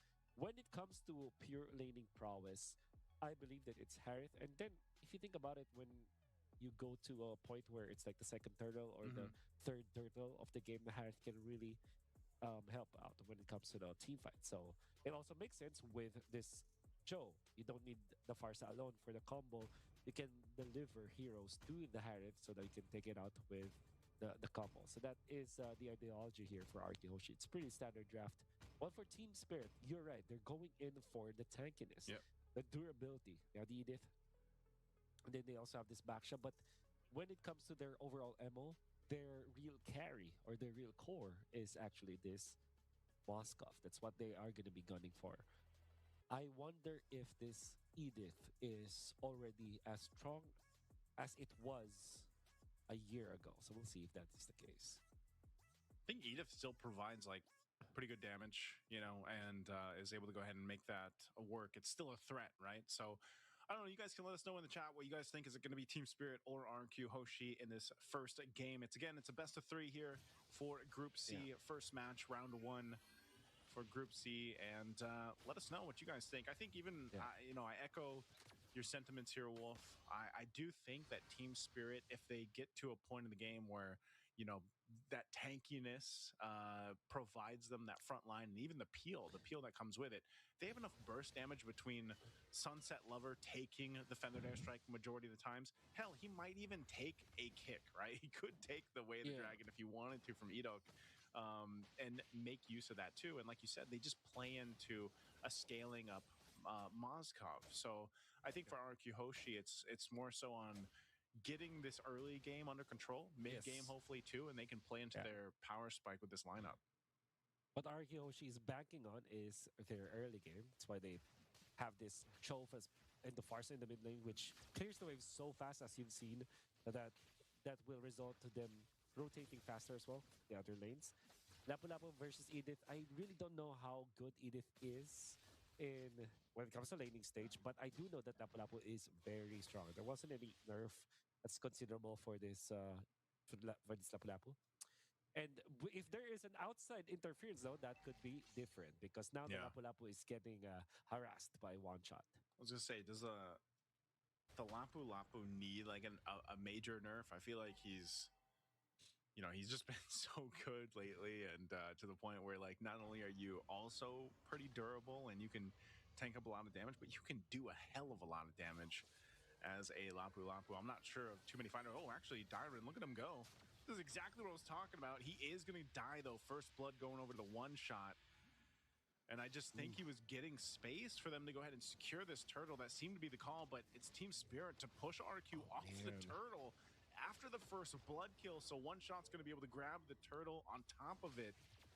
Not sure what the play was there for RQ Hoshi, but not what they wanted. That was a very bad engage for RQ Hoshi. I think they're planning to utilize the Lapu-Lapu ultimate with the Farsa.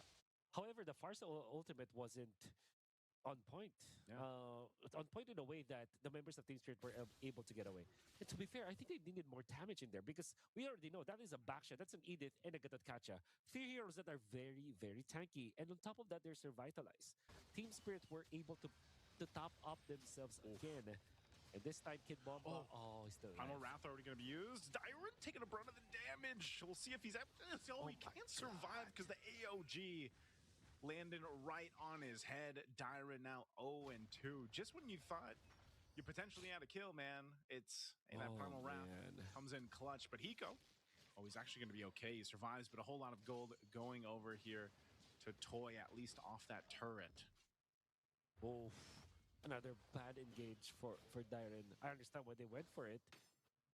Well, you gotta remember that there's a lot of peel and sustain from Team Spirit. We just talked about that in the draft, where this Gatatkacha, even after the nerfs, there's always a way for him to help his teammates. AOG, and the distance that you can cover with it is just so immense. And then if you factor in the help that you can give with the Revitalize, which they didn't even need during that moment, was great. Kid Bomba, what a guy, though.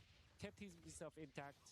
What a guy. Actually went for the Black Ice Shield, which is great versus the physical damage of the Lapu-Lapu. Typically, you would want to rush the Thunderbolt, but I think he went for a different approach here so that he's going to be able to tank the initial burst from the Lapu-Lapu, which is, I think it's pretty neat for Kid Bomba to itemize this way. Yeah, and he goes Dom Ice. He rushes that Dom Ice. Just a team player, basically. This Kid Bomba with this Edith, they're going to go ahead and blitz this turtle, quickly doing work with that Primal Wrath. And it's going to be up to RQ Hoshi to kind of make a play somewhere. They don't want this to continue on at this pace, because they will get to a point where, once again, this lineup of Team Spirit will just kind of survive through the burst damage that RQ Hoshi does have right now, until later on they can transition into hoping that, Toy gets the items that he needs, and the Harith is able to make something work. There's the kick, though. Feathered Airstrike on both sides happening here. Sawa won't be able to survive that burst, even with the Revitalize, so a good play from RQ Hoshi to make something happen in the mid lane. Yeah. Throwing everything, but the kitchen sink, they might not have enough for... Okay, Edok. Edok was so... Edok goes for it. I guess...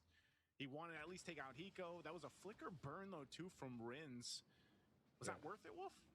I think a kill on the Moscow will always be worth it for a life and maybe a flicker. Especially because the turtle will spawn in 60 seconds anyway. So, you can have plenty of time to recover. So, finally, RQ Hoshi are able to find good exchanges. Although they have utilized so many ultimates just to take out Sawa in the mid lane, it's worth it in a way that you give a kill or assist to Toy. A kill would have been very good for the Harith, but the reason why RQ Hoshi had a little bit of a W in the past few minutes was because of that kill. Sawa that was followed up by a kill to Hiko. There's a kick again, Wave the Dragon right on the mark. Sunset Lover Burn the Flicker will be able to survive with the dashes too. There's the Unbreakable Taunt on Sawo, but Edok should be able to get away. But Hiko joins with SOD, can pick up the kill as he's forced off with Sutsujin joining the fight. Great response from RQ Hoshi though on the defense there. Yeah, great response indeed. They're able to get out. They're also burning some of the important flickers out there. I think that was unnecessary for Hiko, but the fact that he avoided the hand for a little bit maybe could be the saving grace for that. He was able to get some minions as well. However, he's lost one cart up top, which we know is very important nowadays because of the gold cart being increased when it comes to its value.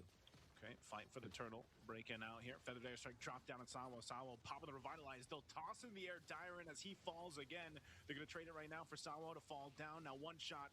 Under half health, he's riding around. Kid Bomba able to find a 2 on the knockup. Throwing rings in the air as a kill is picked up. 2 down for RQ Hoshi. The 1-for-2 trade with the turtle is going to go in the hands of Team Spirit. A hard-fought battle for that last turtle. Kid Bomba making the waves again. Explosive plays coming out of Kid Bomba, but there is another play. Hiko does not have the flicker this time and will go down. You gotta have to look at this Moskov now and think like should be a little bit careful now. Oh, big play once again. Toy going under the Zaman Force, trying to get Sunset Lever. Won't happen. Feathered Airstrike going to be dropped down, and it's Sawo that falls. Once again, RQ Hoshi fighting for what they can. They'll get a couple kills in the last couple minutes, and they're going to put themselves in a pretty decent position. Again, even if they lose some of those objectives, this next lore, the first lore that does come up, it's almost, you know, it's going to come down to the execution on both sides, because gold-wise and economy-wise, they're pretty much even. And it's been a good job from RQ Hoshi kind of scrapping up what they could off of a little bit of a rough early game. In terms of execution, Team Spirit has to kind of correct something here, because I feel like everybody's looking really good. Sunset Lover, Sawo, One Shot, and Kid Bomba, they're looking great. Kid Bomba was phenomenal. But Hiko, the amount of space that he's given, you would assume that he has a lot of gold already, but he's died twice already in this game, and is actually trailing behind just a little bit against this Harith. So I think that it's something that they have to really fix right now, the way that Hiko plays, because Team Spirit, eventually, they will run out of steam when it comes to their core lineup. This Moskov needs to be doing the heavy lifting later on, and if he cannot farm fast enough, he can be run over by this. Hisuchino picks up the Sky Piercer. A Sky Piercer for Yisun Shin. They're confident, man. I would say that's confident on how the team fights have been going. They want to build the snacks up here. Little snack stacks. Now Edok in trouble. Goes down to one shot. We're going to force the fight anyway. Zaman Force drop down too. They have the space, but Hiko firing off. Double kill for one shot. What was that fight? RQ Hoshi just losing two. I don't know if it was by design, if Team Spirit actually went for that play, but that was beautiful. They utilized their tanky heroes, One Shot as well as Kid Bomba, as a bait. And there was a hero for Team Spirit that almost died. Even Hiko was looking like he was under duress, but then the AOG comes in at the perfect timing with the Revitalize on top.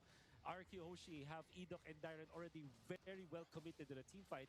They got baited. And because of that, two of their members were taken out. Sutsujin, you gotta make this Sky Piercer work, because I think they were not in a position at all to pick up that Sky Piercer. Yeah, very interesting. Oh, SOD dropped out. TS just wants to hold down the mid lane. They're going to force a fight anyway. And AOG won't be able to catch anyone from Sawo. RQ Hoshi had enough space, so looked like a potential fight. Doesn't break out. Team Spirit, though, they'll go ahead and just recalibrate with the kick again. Coming through, and it's right on target as Hiko falls down. You were just mentioning this. One of the things that TS might have to fix is Hiko's positioning. Now Sawo once again in the mid lane. They're going to go ahead and force the fight again. Revitalize is going to be dropped down. Sunset Lover holding on to his own way. The Dragon, but he has no space to work with to get a kick off himself. A Feathered Airstrike dropped down to Sawo. A little bit of health. He'll get out. The Lord, though, is still working its way up to that tier 2 turret. I'm not sure if TS is going to be able to get much off of this. They do want to join this side of the map, though, to at least get that charge in, potentially get the tier 2, but this is a flying cloud map, so the reinforcements come quick, but the turret will go down. I see the difference for Team Spirit when they don't have Hiko. There's no one to kind of finish off the kills. Yep. But my oh my, the four members of Team Spirit are looking good. Oh, no! Mention Hiko, man, and he dies again. God. Double kill for Sutsujin. He's making the Sky Piercer work now. 2 stacks there for him. Sao and Hiko, man. It's gotta give it up to Edok. His target acquisition on these kicks have been phenomenal. Yeah. On the one hand, it's Hiko just playing, positioning himself badly, and on the other, Edok just finding the openings. So far, the deaths that Hiko have accumulated were all done in the river area around the mid lane. So he has to really get out of that zone. And you would think, like, if you're playing the Moskov now, you should be hitting minions. You should not be in the middle. You should be waiting for your ultimate. There were so many stuns and from the other members of Team Spirit, so you can guarantee your SOD to land. This is not how you should be playing the Moskov. And right now, he's what, 1 and 4. Has a Trinity. So he can actually hit hard, but has a tips. What's that stand for again? Anyone wondering, that's a 3-item power spike, TIPS. Power spike. He's got the tips. But now, you know, Hiko's got to use... He's got to use his positioning in his favor, though, Wolf. I mean, for the most part, like, I get it. You know, you're on this Moskov. If you have the flicker, that's one thing. But if it's down, there's a lot of kind of awareness that he needs dealing with Edok's CHOU. And like I said, that's been a big part where his positioning needs to be what they have to kind of fix here. This Lord is up. Team Spirit looks like they're just going to go ahead and blitz it, though. They see the positioning from RQ, so this might be an opening for TS to go ahead and take another Lord, but they might break out into a fight. RQ's way too late for the fight, but they might jump in anyway. Sawo taking the brunt of the damage. He'll AOG out. Team Spirit gives the call to just disengage and get ready to reset with this Lord. They got a flicker from Hiko. That's how shaken Hiko is, man. He used the flicker there. That's how you know that that's got into his head right now. Unfortunately, he gets out to safety. Team Spirit wants to fight this once again. Well, they do have the Lord advantage, so it's going to be recommended for them to team fight. It's going to be tricky, though, because they don't have the flicker on Hiko now. But all other battle spells are ready for them. Yeah, this is the problem, though, man. Without the flicker, like I was saying, and obviously he's still working on, I believe, his 4th item. I'm not sure if he's going to go get the Wind of Nature next, but the fact that Edok has his, he can choose to be aggressive in this. And, you know, they have the information that Hiko is a target to go for. So they're going to clear out this Lord once again. That tier 1 in the mid does fall down, though. So TS making slow work on this map. One shot, driving on forward. He's going to go for Toy. Oh, Sunset Lover. I'm not sure if that's where he wanted to put the Feathered Airstrike. Finding one. There's the return from Rins. They'll go ahead and clear out the Lord, but that looks like that might be it. Once again, Team Spirit with 2 Lords, you know, not too much on the map that they get here. Some mistakes from Team Spirit, but it's not that costly. They should be pushing this mid lane, though, but the defense from Arkeoshi is just way too good. Farsa, Lapu-Lapu in there, Sutsujin as well. Gonna be fending off the mid lane push. To be fair, even when Team Spirit is leading by a lot in the first, 12 minutes of the game, RQ Hoshi have found their way to get back into this game. In fact, they are leading by 300 gold, which, given their situation from before, this is very much workable. Sutsujin is 4-0-3. This is a player that picked up the Sky Piercer for this season chill. Let's see if this works. I'm going to go ahead and take the purple buff here, or try to anyway, and it looks like they did. Sutsujin doesn't have that, and SOD thrown out just to keep him in check. But I'm wondering, you know, with this RQ Hoshi, like losing a buff or anything like that, it's not too big of a deal. You know, they can go ahead and fight face to face against Team Spirit here. I think one of the main points is Hiko just getting to that, you know, defensive item that he needs. He's got the flicker back up. I think the last item he picked up was actually the Malefic Gun for that little bit of extra range to work with here. So more than ever, Hiko's positioning important and crucial in this part of the game as they continue to put pressure where they can too, but we're 15 seconds away from that Lord coming up. Yeah. Obviously get to see the items, because I wonder what the Edith went for. Because at this moment, like 15 minutes, you should have the stadium side. Oh, conceal used up. Edok not holding on to that kick for now. They're going to force it a little bit further, though, under this all. There's the jump for the AOG. Kid Bomba's going to be gone. Hiko's still firing off, but he's closed in on by Dyren as they fall. 2 down for Team Spirit. Make it a third. RQ Hoshi with a huge team fight up top, and they'll swing for the Lord after that. Oh my goodness, RQ Hoshi, what a good punish.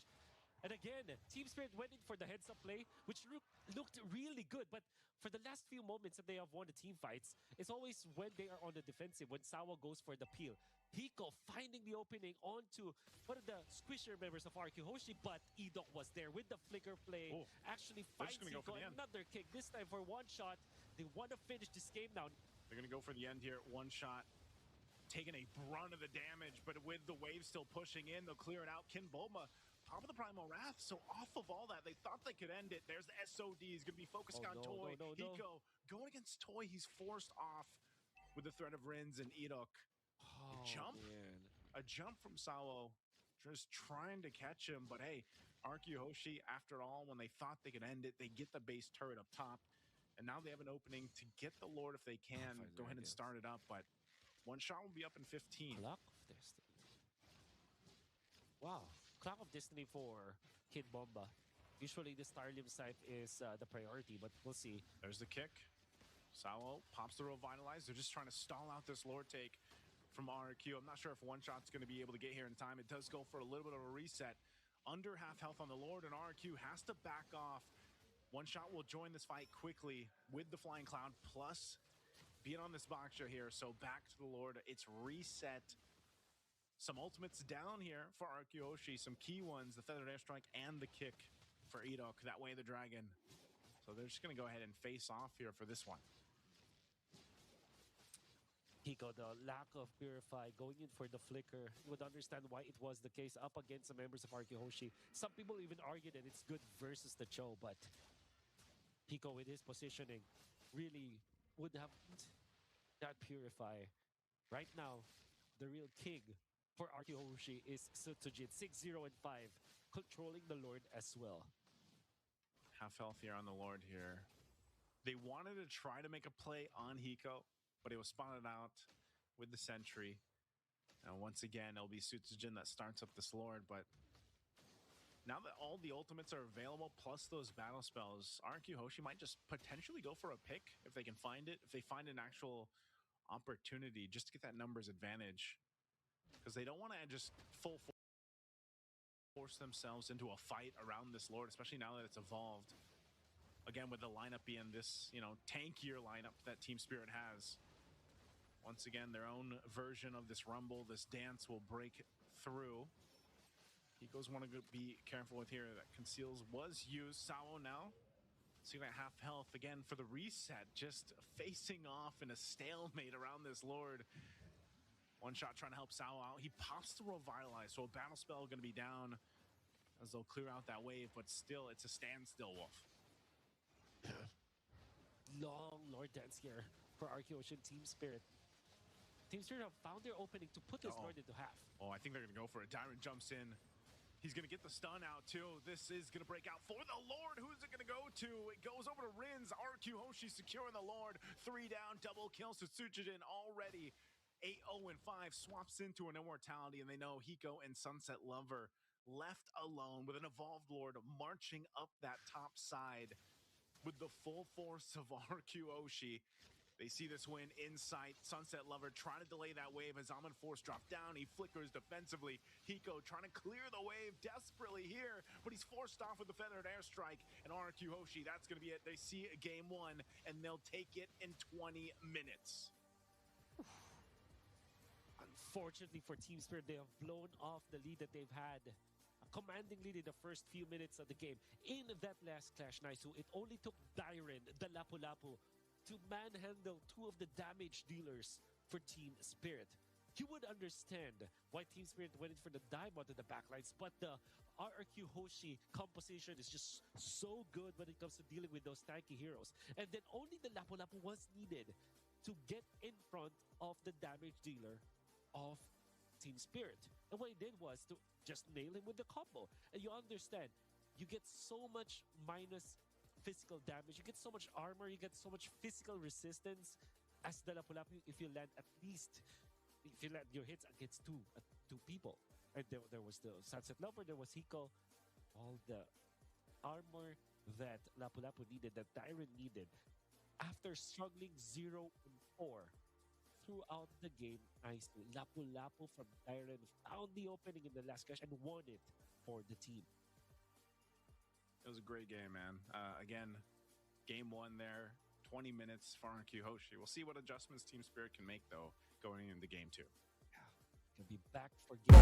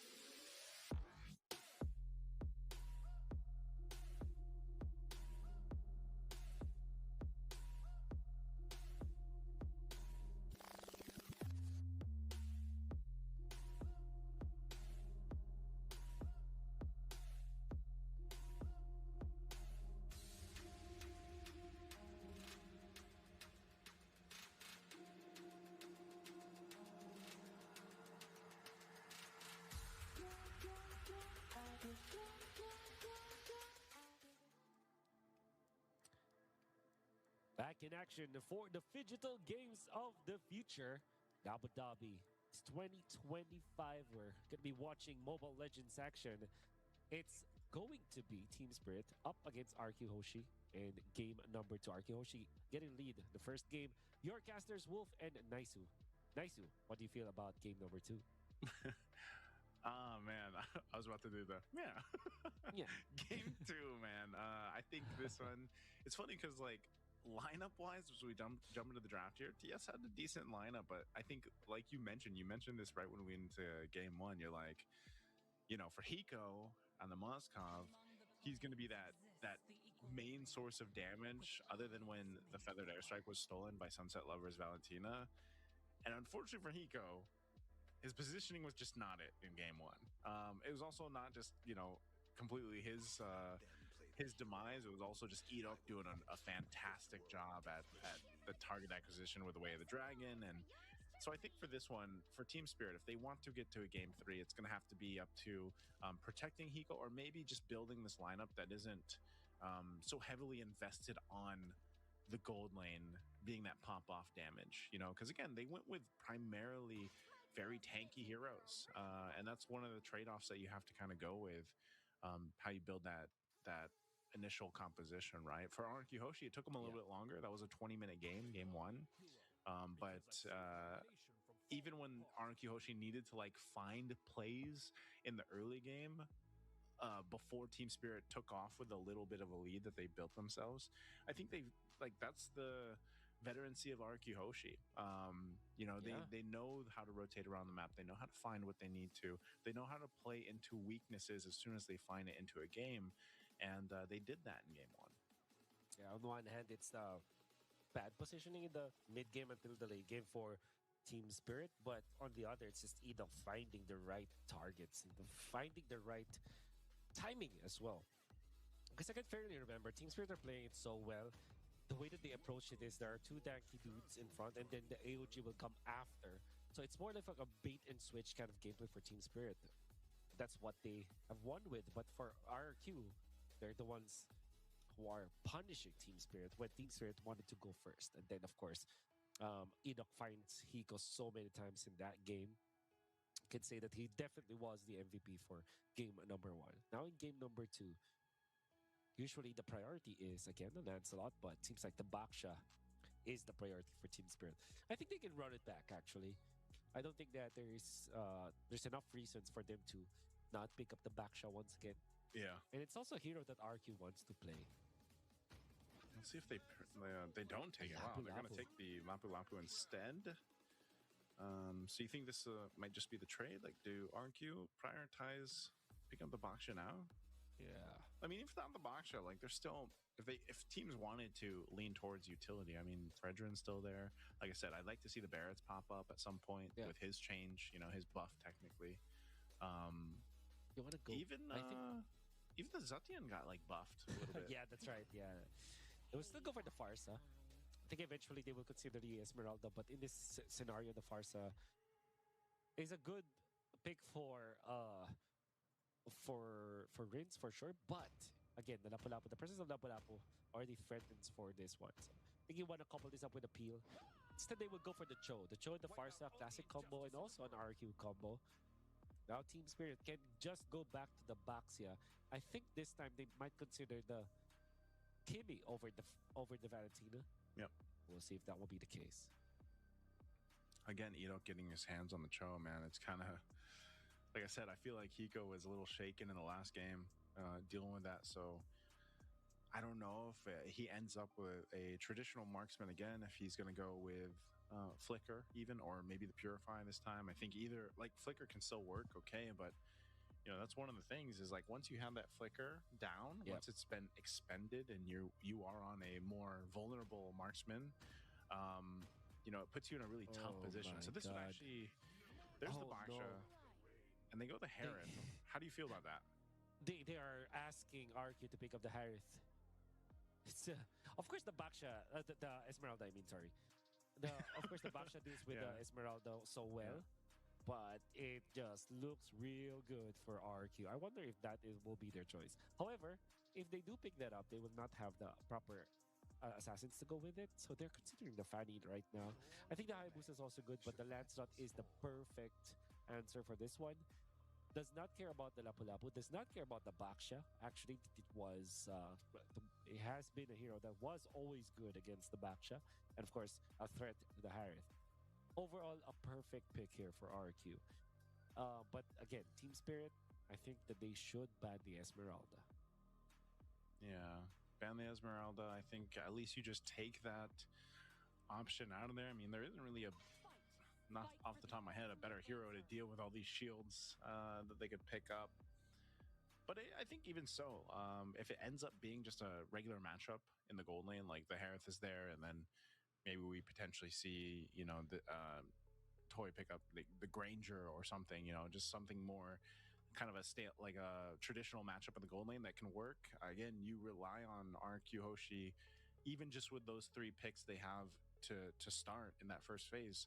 Those are all the tools they need. And I think even with the Lancelot, like the Lancelot, obviously you're going to be able to go ahead and contest objectives, even if you don't have a favorable advantage or space to work with. But the Farsa kind of does that for you, So something that they can definitely consider here. Plus, they're just going to be able to move them around the map pretty quickly. So that's why that Granger's banned out, just for the potential of what I was saying with that matchup we've seen time and time again, the Harith versus the Granger. Yeah. For RQ, there are a lot of choices for the gold lane, because you can even go back to the mode where you go for the fighter gold lane. We've seen a team like Aurora, for example, go for the carry, which is in this game, I would say it's okay for RQ. But I do like the odds of the Esmeralda if they do get their hands on it. An XP lane of choice, however, that we should be looking for RQ is the Alice. Although the Uranus would be good, Esmeralda will be also good for them. I think that they also need some real nice tank in the front lines for RQ, because you already have the CHOU, which is can be played as a tank, but is much better if it is actually a second engage type of guy. You survive long enough for you to engage as the second unit for RQ. No Esmeralda ban, so Uranus, Alice, and Esmeralda is available for RQ. I wouldn't be surprised if this is Uranus or Alice as their red 4 pick. Uranus, Alice. If it is the Esmeralda, we're thinking that's gold lane though, right? Like that could be gold lane. Gold lane Esme, yeah. I've seen that pop up more than XP. Yeah. Oh. I mean, the Gatacacha's open too. Like, I don't know if they want to pick that up. Esmeralda makes sense though. Yeah, Esmeralda's locked in. It's just the answer. Like, it's the answer for the shields. For sure. Okay, so you're looking for a mid lane. Gatacacha is such a given for Team Spirit. Maybe the next best option is the Badang, but the Gatacacha, I don't think that there should be some changes. And we also mentioned the Kimi. I guess the Valentina can work against this Farsa, but at the same time, you want to go for more damage here. I think I really feel like... but they need physical damage, actually, because they went Harith and Baksha. So that is actually not a good combo if you look at it that way. It might be... like I said, the Kimi... The problem here is that they pick up Baksha with the Harith, which is usually not the combo. It's almost a Harry Potter lineup for Team Spirit. Yeah, a little magical lineup that they pretty much have, aside from the Lapu-Lapu, of course. So that's going to be a big component of their physical damage.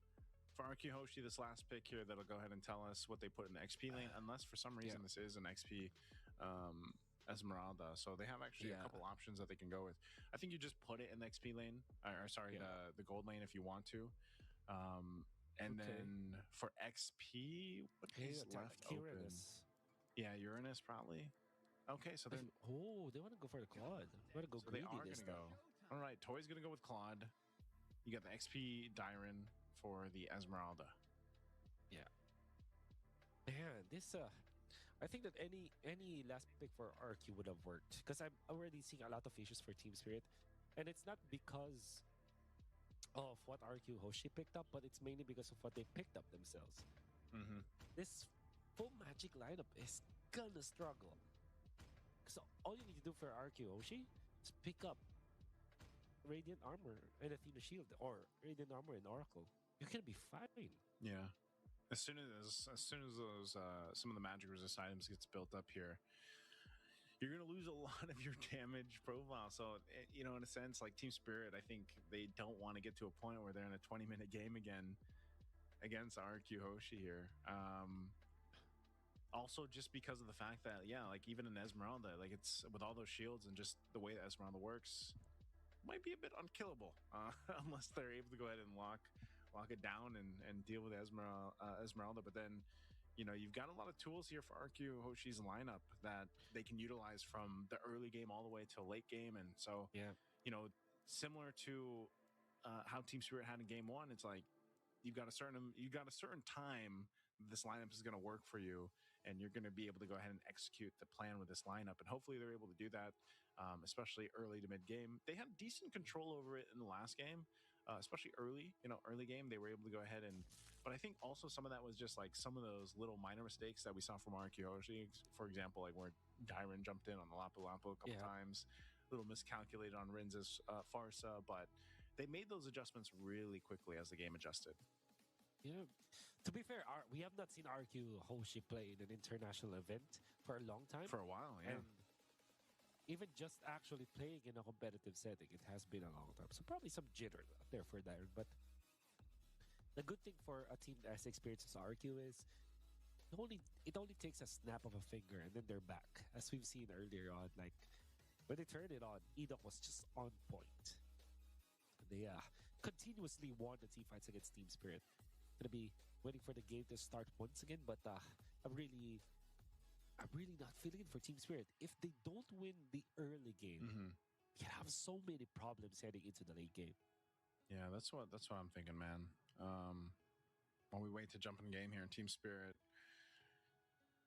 hopefully they had enough time to go ahead and come up with a plan anyway to take out or take care of Hiko, but also just positioning in general. Because I feel like as a whole, like I don't want to just keep saying that it was, you know, Hiko that the reason why they lost game one. It was more so like as a team, they seem to play, which is kind of funny because we were talking about leading in this matchup how much synergy Team Spirit's built over time, but I feel like maybe it was just like the way that RQ Hoshi was playing, or the way that they were forcing some of the fights. Again, I think a big part of that is Edok's CHOU, which they're still going to have to deal with. And, you know, you'll see that from a lot of CHOU specialist players out there, right? Like they're really good at finding those little windows of opportunity to get those kicks off. But not just that, but also just kind of like faking people out. Like if you notice some of the best CHOU players you see out there globally, it's like that's what they're capable of doing. They're able to provide vision, but then at the same time they can actually, just with the Jika Anda like combo, they're able to go ahead and like fake some people out or set things up even without the kick, you know. And I feel like that's a constant pressure that Team Spirit's always going to have to deal with. And hopefully they've had some time as we wait to jump into the game. I think they're sorting some things out here for our players, but again, the reset has to happen pretty quickly for them to potentially get through a game 3. Yeah. It's the CHOU players psyching up their opponents, right? So yeah, that happens a lot. I think that you can feel it from teams that have, I mean it is effective against players who aren't that experienced, but I wouldn't say Hiko is a team that's not that experienced. He is a young player though, and between him and Edok, for sure Edok played way more games compared. We'll see. If you had like straight 4 deaths, you would probably be afraid of the CHOU, which was literally what happened with Hiko. Yeah, I mean, we've all been there. I feel like, you know, and you know, once you get delayed on one of the traditional marksmen anyway, whether that's a Claude or a Harith here, you're focused on trying to catch back up and be that use to your team. So definitely able to go ahead and restart here. We're now in game 2 for this RQ Hoshi. Like I said, with this lineup, it will be interesting too, because pressure wise, like their physical damage is good, magic damage wise too, early game. So even though we're saying Team Spirit needs to have a better early game to get things started off, if they kind of bite off too much, RQ Hoshi's damage profile is actually pretty good in the early game. Oof. Hiko and Toy. 1v1. I'm not sure if this is going to pan out here for Hiko. Oh! First blood going to the hands of Toy. That is not a good start again for Hiko here in game 2. Okay. So as we get through this game, early game already, being able to go ahead and start that is, man, Wolf, that first blood already for Toy. That was so bad. That's really, really bad because we were already talking about how Team Spirit needs the early game to get going in for them, especially this Harith. And it's if the Purify would have helped him in that situation, right? This probably wasn't, oh my god, even Sawo's recall. I'm telling you, man, Idok's CHOU. So weird. Oh, man. It's scary to deal with. This is looking bad for Team Spirit, dude. I think it's the far side that CHOU that has the priority in the mid lane, but at the same time, Kimin and Gacha, they're not pushovers either. This is a very strong combo, but we'll see how they will deal with the turtle. Dealing with this turtle, it's quite low. Susagen will be able to secure it. Feathered Airstrike drop down. There's the kick from Idok. He does fall though, but it's going to be a trade. The roam for roam. Battle spells used up as well. Got the Revitalize out, and I think they're going to be happy with that. Again, objective secured for RQ Hoshi. That's already like 1,000 gold lead from, and so mainly because they just stopped some of the teleports from Sawo, and the fact that they also took out Hiko, which probably meant that he missed some of the minions and then a cart, which we know for sure that has more value nowadays. 40% extra gold from the cart, which, you know, if you add all of that together, that will mean that there's 1,000 gold lead for RQ Hoshi. He's getting gapped here too, man. He's only level 3. That's right. That kind of this 1,000 gold lead from RQ Hoshi has more value to it because it's from the gold laner. I think Idok's going to get caught out here. He does use the kick. Oh, okay. Jika Anda's. Oh, he's actually able to get away.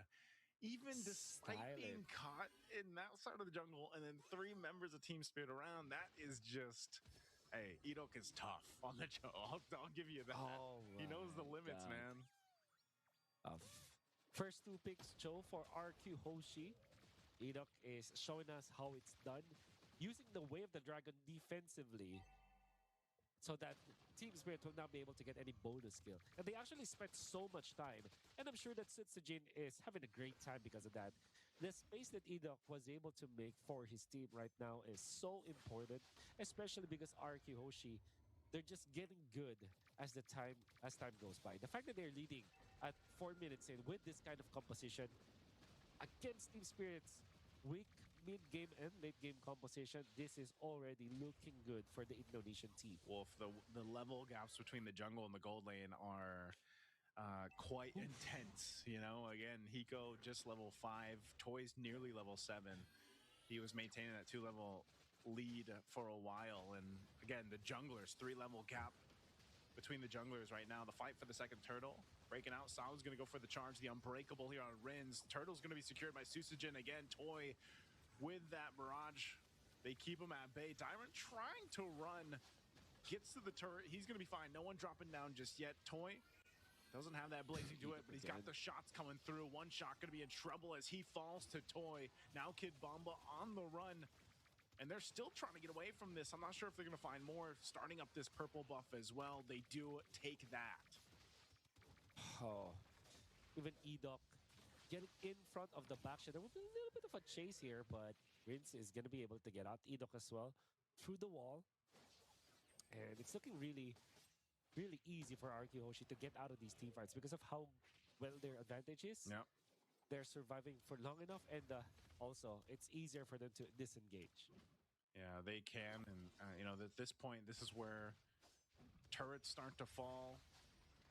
They're able to go ahead and get things on the map too, and if they can continue on, that's troubled territory to be in, man. RQ Hoshi just finding the wins where they can here.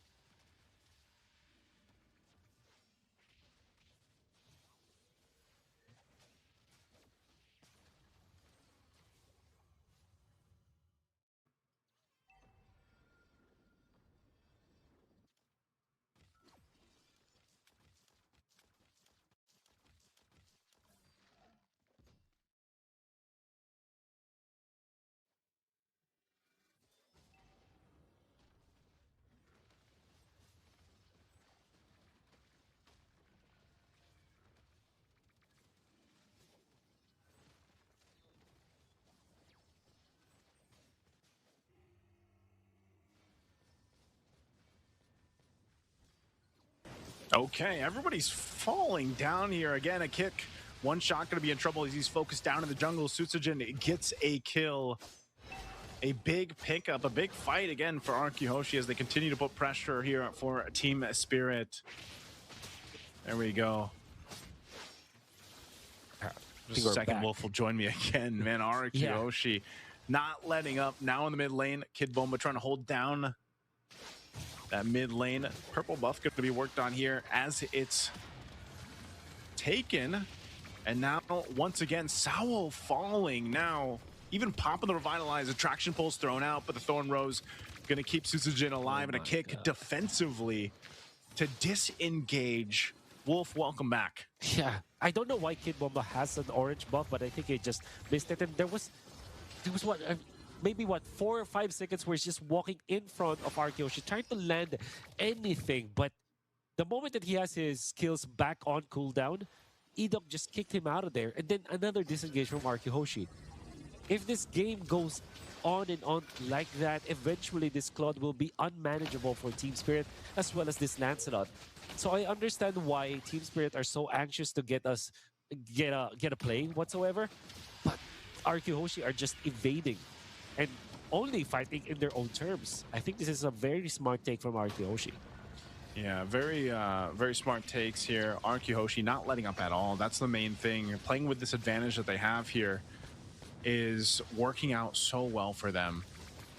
And I'm thinking here, man, you know, 5,000 behind what Team Spirit can do to get back themselves into this game. But unfortunately, with plays like this, again, the way the Dragon's setting things up, look how fast Kid Bomba gets taken low here.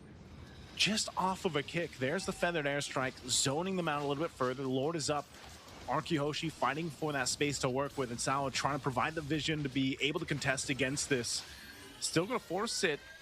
They might still have to be careful how they approach the Lord even with this. But CHOU once again jumping in. Hiko dropping down the Zombie Force, but he's also just brought so low so quick as Sutsujin picks up that kill and now going for CHOU, using that retribution to slow him down as CHOU falls. Kid Bomba could possibly be next as Toy just unleashing, and there's Enoch again with the flicker Jika Anda combo with the kick to follow. They'll find 4 Arkyhoshi taking it all. Team Spirit wanted to fight in Arky's terms once again, and they have found the same ending to that clash. Went in for the initiation onto Arkyhoshi, only to find Sutsujin as well as Rins waiting on the wings. Of course, dealing enough damage. Edok is the icing on the cake. That beautiful flicker, Jika Anda, the stomp to actually knock up 2 members of Team Spirit, and then Rins. Rins was not failing at all. On point with a follow feathered airstrike, and then that pickup afterwards, where there was an attempt for Team Spirit to get out, but Rins was just a sniper. Laser focused, laser on point against Team Spirit, and now that's a 7,000 gold lead that Team Spirit is not equipped to deal with. It will take an uphill climb for Team Spirit to get back to this game. Yeah, again, it's just a little bit of a tough situation to make work here, I feel like, in Team Spirit's situation, just because of the way things have gone. And there it is again, the kicks from Edok, able to lock down CHOU. CHOU gone in an instant, even as tanky as this is. Sunset lever to follow, and Arkyhoshi will continue to take what they want, even under the base turret. Shield's gonna pop here. Sutsujin checked by Hiko. He's gonna have to back off, but they still have the Lord marching up top. They wanted that shield, they got it. Tier 2 in the mid, nearly down here once this wave's push in. So down 2 members for another 10 seconds. Team Spirit should still be able to defend this. The Lord charges on into the top turret. Kid Bomba taking a bit of damage, sitting at half health. He'll regen back up, but still all holy shields have been taken out.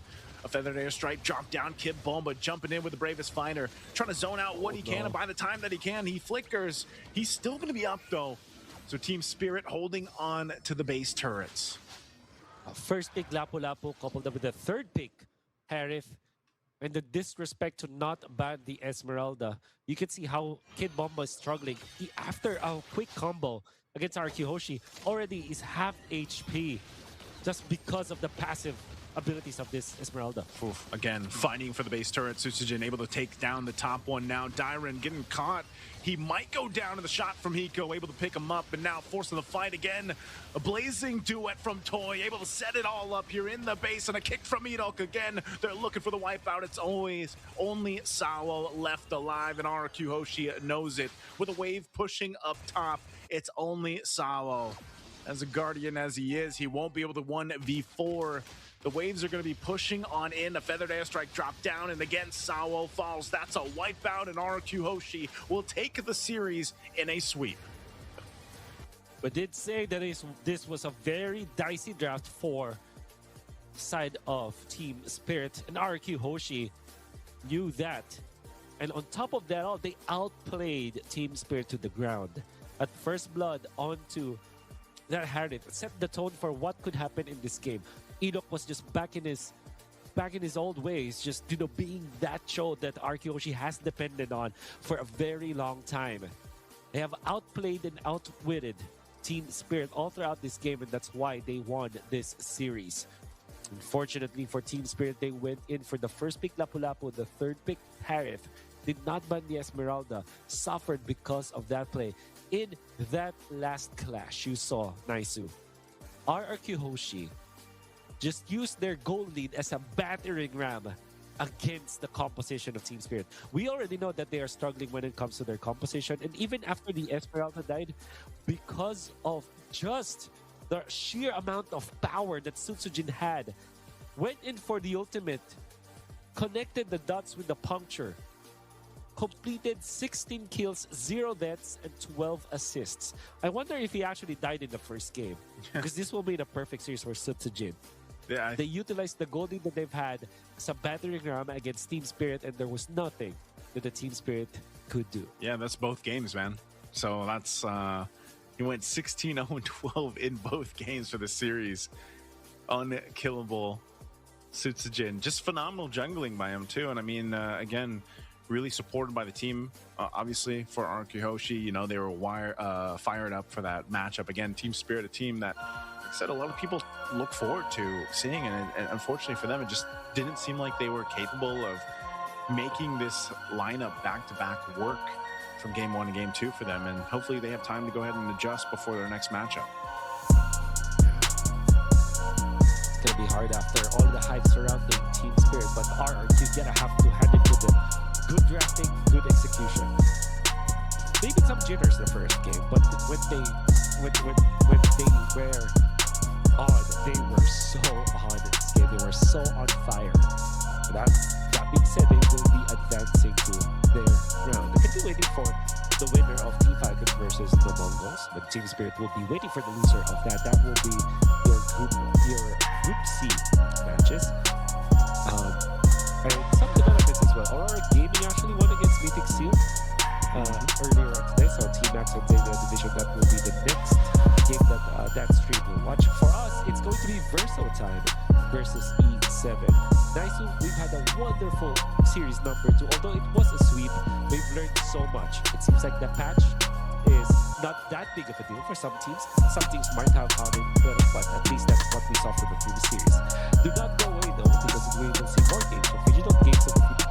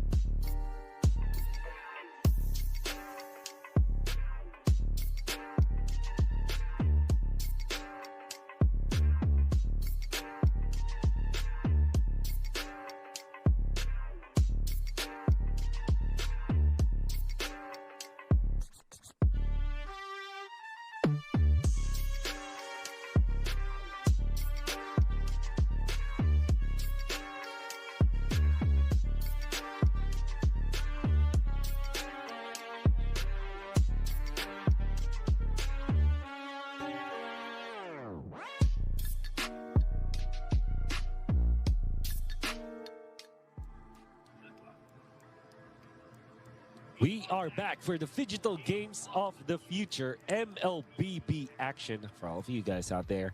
My name is Wolf and I'm with Naisu, your casters for today's events. Naisu, we are going back to Group A. Yes, sir. Where Verso Time is going to be facing up against E7. Any thoughts on these two teams? Well, Verso Time, we were talking about this when we started our day. They are a team that I feel like maybe just recently a lot of people have witnessed play now. Thankfully, again, when they competed in their recent tournament Winter is Coming, where, again, Onic Philippines was the champion of where they played. So I think, again, a lot of the international viewers, that's, you know, that was their opportunity to tune into that, and they saw Verso Time play. And I think I would say like a lot of people were impressed, myself included, as I got to go ahead and cast some of their games. And I think they're just one of those teams that, you know, obviously they have veteran players there in a sense. I think like even, you know, some of our viewers out there will recognize some of the names once we get to the rosters there. But for example, like Castle, one of the mainstay players of the ECA region, and just has been able to do so much, you know, over time, as you see here. Here's the Verso lineup. Verso Boro, yes, sir. Kojic, Verso Kojic, Zeno, Castle, like I mentioned, and there is March. Castle is the man, I feel like, to really look out for this lineup. This guy was absolutely insane during their tournament. Winter is Coming, and his R-Lot, a force to be reckoned with. Most of his heroes that he plays is just phenomenal. So I really want to see, again, how they've kind of adapted to this patch that just dropped today. I think that's what a lot of people are after for, like, to see how that's changed, or if it changed anything at all, or the plan there. But I think for the most part, that's one of the things. And like for E7, I need to see, man, I need to see the roster here again for E7 because okay, so it's Rizecrim, Aizen, Speedy, Alpha, Nano. So E7 for our viewers out there would know them as formerly Axe. Yeah, they're members of Axe. So for those that, because I mean, when you see the names, you're going to be familiar with these players, right? But yeah, they're under the banner of E7, and yeah, these guys have also a ton of experience in their, you know, tournaments and then their internationals as well. All right, so I will not say if E7 actually acquired Axe or something like that, but we do know that the former Axe players were now part of E7, right? So let's leave it at that. What we do know is that this team, they have placed second place in MPL Men of since last October. And this means that they, at least in their region, are really the top dogs out there. And this is a team that actually, if I remember correctly, this is a team that actually defeated Twisted Minds, which had a lot of Filipinos in there. Marky was playing there, so I was watching that club very closely. Only to fall against Team Falcons, which was eventually the champion. Very strong team, which also is part of this competition. But what I can say about E7 is that they do have a lot of veteran players, at least in the league. Especially when you look at Castle. You might not have heard him, but he's actually played for... I mean, I wouldn't know until I heard your cast, actually, Naisu. Yeah, Castle's been playing for a long time, man. I mean, I think for a lot of people, they were actually introduced to Castle. If I remember right, it was like M5 wildcard groups. He was under Umbrella Squad, if I'm recalling correctly. So, you know, that's the thing. I think for a lot of people, it's always an interesting thing about MLBB esports, right? A lot of people will see these players, they'll stand out, but then, of course, like... you know, teams, they'll switch rosters or they'll switch teams, but you always have to look at these players that have that history, that have that veterancy, and then they, you know, what kind of impact does that have on the lineup? Because obviously there's these players that have been around for, you know, since the beginning of their regional tournaments of MLBB, and then you have, of course, you have the newer players coming into these lineups, and you then have this good mix of experience and, you know, what the newer bloods bring to the table. And I just think it's great to see, because Verso Time, that's really what we saw in their recent matches, and they were very impressive. Again, able to take down some known teams in their matches up there. And I think so even for a team like this, for E7, who, same thing, you can look at them, they have a ton of experience, If I remember right, some of these players too. And I know their coach. I think they're one of their coach. I'm not sure if he's coaching here, but Coach Jed for them. If I remember right, one or two of them are brothers. But I'm not sure about the specific lineup here. I've gotten to know them over the time, and I know Alpha is playing here. Alpha is a medical student, and I'm not sure if he's done now, but yeah. So again, a lot of these players here have quite the history and stories. But yeah, you can see Alpha there. And of course, Speedy. We're very familiar with Speedy, Rizecrim, Aizen. Nanos here, I think, might be one of the newer players for this lineup for E7. Yes, that's right. But yeah, definitely going to be a great matchup between two teams who have that mix of synergy and veterancy already built into their lineups. We gotta also have to look at the heroes now that we are starting the draft. And if you look back at what the heroes that Castle was known for, that should always be part of their conversation, is the Lapu-Lapu as well as the Arlet. We know that he has done so well with that Arlet. I'm not sure if it is a hero that the teams have favored now in the EXP lane, especially after the patch. But what I do know about Arlet is that no matter what happens, it is very much playable. So I wouldn't be surprised if that is going to be the case. But of course, if the Lapu-Lapu is left open for Verso, I don't doubt that they will pick it up first. Yeah, interesting that the Hayabusa is actually banned out here, right? Again, Hayabusa went through his own little nerf, if you will. I think the specialists out there will still quickly adjust to that. Like, they'll still be able to make the Hayabusa work. As we're nearly through this first phase, a whole lot of jungle bans being taken out though, so we could potentially just see the YSS contested for, or maybe those utility junglers that we've been already seeing pop up here. But knowing E7 and also the way that Versatime like to play, I don't know, man. I think they like to go ahead and just battle it out. So whatever's left open, I think regardless of if it's a utility hero or not, you're probably going to see a lot of team fights anyway, you know, going for that more of aggressive approach. Kind of makes me think, when you talked about team fight, a hero that came to my mind was Yu Zhong, and yeah, it is not banned in this match. It is open. If you are Axe, or if you're E7, I mean, you would prioritize picking that up, because if you give that to Verso, I'm sure that Castle can play it. If you can play Art, you could probably play the Yu Zhong. Yeah. Don't forget they also like the Guinevere, man. That's who I was referencing, you know, with the... You know, they do like to play Guinevere from time to time. But yeah, like you mentioned, Yu Zhong's open. The Gatakacha is still there. There's a lot of good options right now, actually, based off of this. But I don't know what they're going to do here. Because, again, even this lineup, I'm not sure. Yeah, Justinian was their jungler in their recent tournament from what I was... So I'm not sure if they will still opt for some of those kind of unique hero picks, especially in the jungle, because Justinian was very impressive on that. But the Lapu-Lapu is secured and locked in for E7. We'll see what the answer is going to be here for Verso time. Yeah. Still feel like Yu Zhong's pretty good. Much better if you want to still go there. And then additionally, you want to pick up something like a Farsa. I was going to say a Farsa, maybe. Yeah, Farsa Yu Zhong would be a very good opener here for Verso. Another option is the Kimi, which I felt like they also played well last time I saw them. Oh, Kalea's open. Kalea is the priority. Yeah, it was open. And yeah, it will be the priority now. I mean, maybe they felt like there's no way E7 will pick up both Lapu-Lapu and Yu Zhong the first phase. So they figured, yeah, let's pick up the Kalea.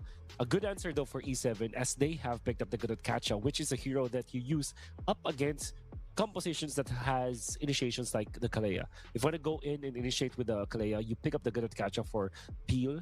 Revitalize will be available. AOG, if ever, it will be a much, longer distance that you need to get onto. So really like the addition here for E7. Now they have to think about their jungler. No Hayabusa, no Lancelot. Do you want to pick up Joy or Haya? Oh no, they want to go Harith instead. Guess they're gonna wait. Like, what do you want against the YSS, you know? Esmeralda. It's not locked in yet, but it could be. Okay, it's locked in.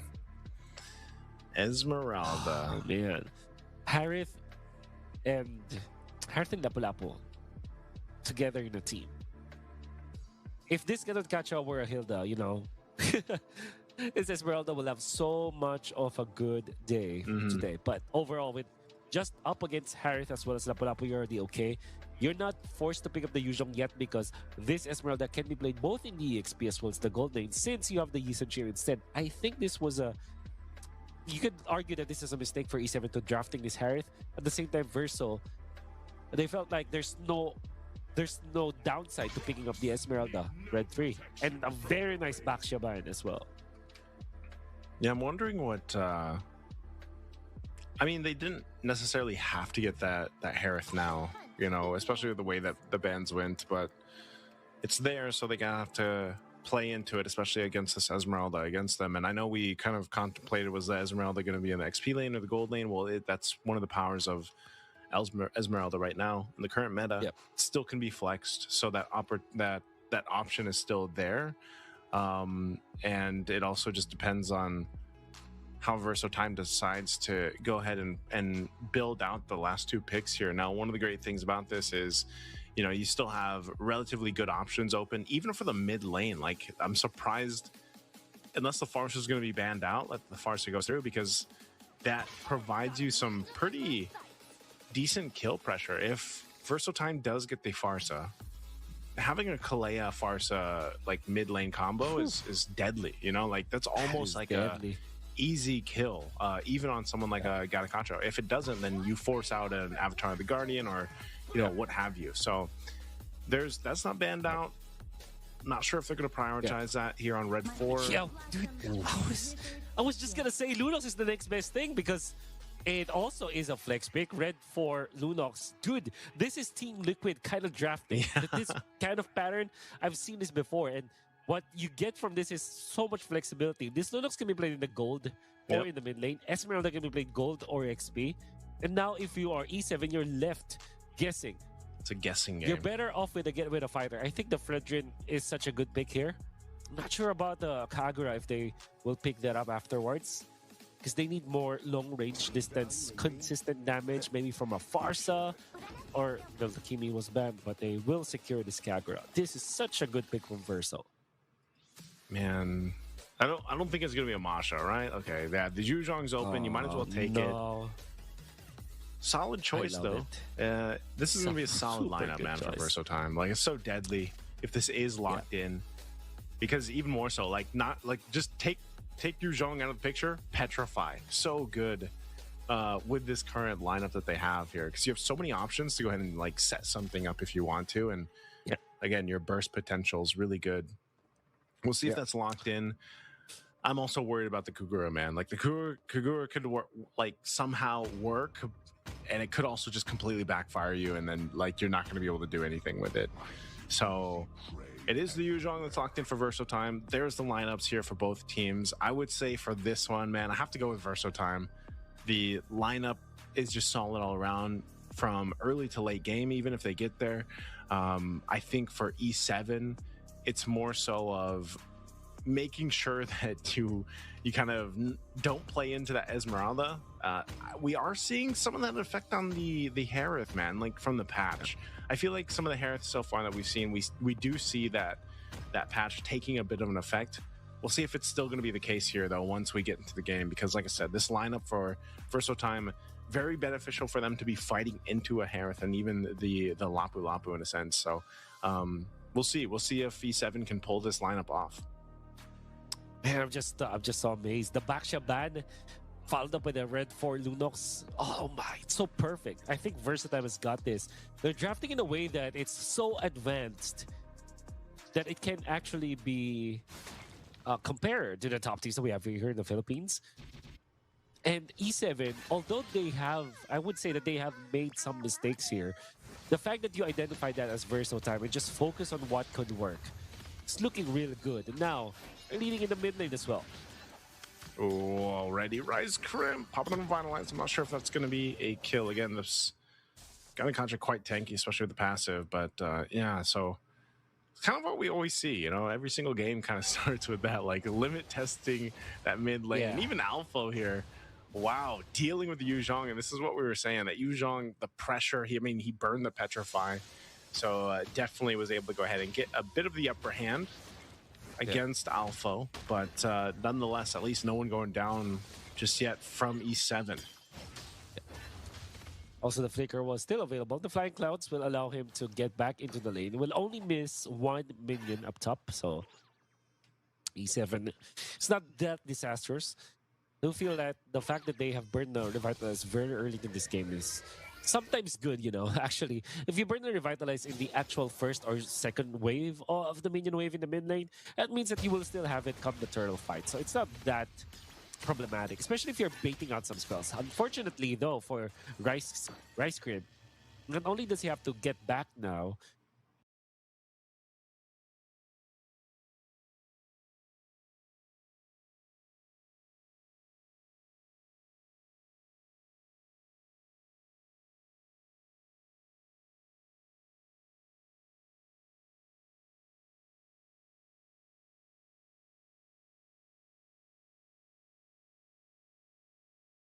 but also he did not force any of the battle spells from Verso time. Oh, they're making a hard play up here up top. Castle will go down. It's going to be a trade, though, for the XP layers. Aizen with Nanos going for the 2v2. Risecrim just about to join.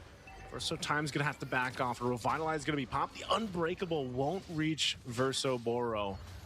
So no taunt happening there, but look at Kojic. He's going to wait patiently. Is he going to go for Aizen? The burst damage coming out from the bolts.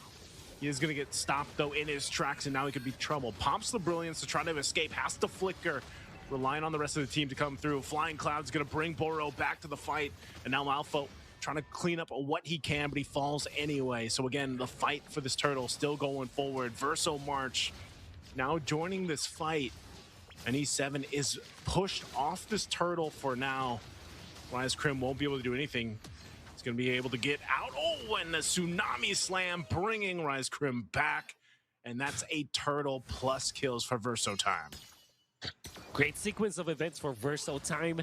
They've baited out the commitment coming out from Alpha by Kojic, actually committing the flicker and the ultimate just to get out and also force the rotations coming out from Aizen as well as Alpha. Eventually, when they took out Lapu Lapu, Castle did not fully commit on his whole combo onto just the Lapu Lapu. He actually transferred to more targets. Couldn't find any, but the information was more than enough. And then the timing from March to be there. As soon as they got the turtle, they got level 4 as well on Moro, which probably E7 did not expect. That's why Rice Cream was taken out.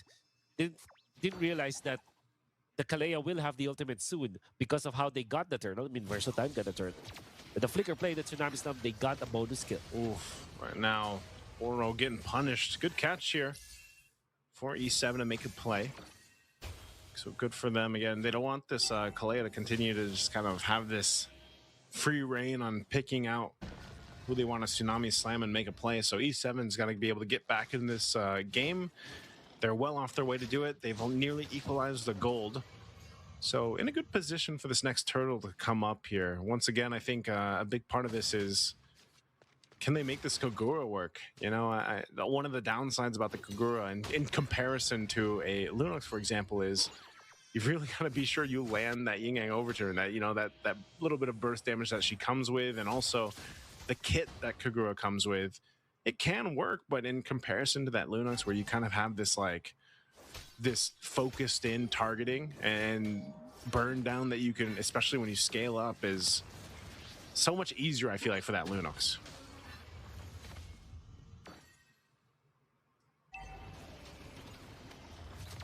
Next turtle up. Boro trying to get out of here once again. Doesn't want to get caught. The jump in, though, Castle is actually able to survive with the Black Dragon form. Now looking for more. Xeno joining the fight. There's Tsunami Slam towards the turret. Turret's going to help them out in this fight, too, as Rice Crim falls. 2 down for E7. Verso March makes his way up. Aizen's going to be the next to fall. That's 3 down. Double kill for Xeno. And now they'll go ahead and start up this turtle, ready to take it. Speedy, way too late. Just too late to this. He's actually going to go put pressure in the mid lane as another body falls for E7. So just trying to get something, but now Speedy could be in trouble. Pops the Purify. There's the fall, the star fall. And there it is. Again, Verso Time taking just everything they want. Turtle, top turret, now in the mid lane, going to be the focus. The timing is off here by E7 as they try to scrape up together and keep things from getting too out of hand. So at this point, we go ahead and push in these turrets. Surviving as well from the jump coming out from Nanos, dude. This Yuzhong from Castle has avoided death so much, and they turned it around so well. They're getting so many bonus kills, I think, from E7, because I feel like E7 are just too anxious for getting kills, you know? Unfortunately, it does not work in their favor. Yeah, again, it's they're losing grounds, man. That's one of the big things. You know, these couple of turrets are paying dividends here already for the space. So it looks like Verso wants to make another play. Revital is going to be caught. Xeno comes in from the backside. He's going for Speedy. Mount Shocker going to help him out, and now looking for Nanos. But here he is again. Is he going to Tsunami Slam? He does. He brings him back to the team. Aizen going to be in trouble. The 3v3. Meanwhile, there's a fight in the mid lane happening too. Aizen with a sliver of health. He doesn't escape Kojic, and now it's going to be Rise Crim next. They don't have enough burst to take down Rise Crim, but man, again, Verso Time, a decisive team fight win. And they'll continue to put pressure here now in that tier 1 in the mid. Kojic is 1-0-6. The impact of this Lunox is so good for Verso Time. He's supplementing the damage. All the while, Xeno is just chilling. He's just collecting assists and last hits. That's how good the life of the Yisenshin is, and credits to the entirety of Verso Time. The communication between them, and their team fighting, and their chemistry is just off the charts. E7 could not match up, because if you look at how E7 are comboing their spells, their abilities, it's not looking good. They're not closing off on kills. Whereas for Verso Time, not only are they getting away from the team fight, but they're also closing in on the kills. Yeah, fighting for this turtle now. They already used that conceal, so they're just trying to get the space. Tsunami Slam to bring back Rise Crim. He is gone in an instant. Zaman Force dropped down, but the Black Dragon form is going to go ahead and zone out the rest of E7. Objective not taken just yet. They're going to go clear out that mid. They wait for this Lord to come up in a couple seconds, so they'll just delay it out.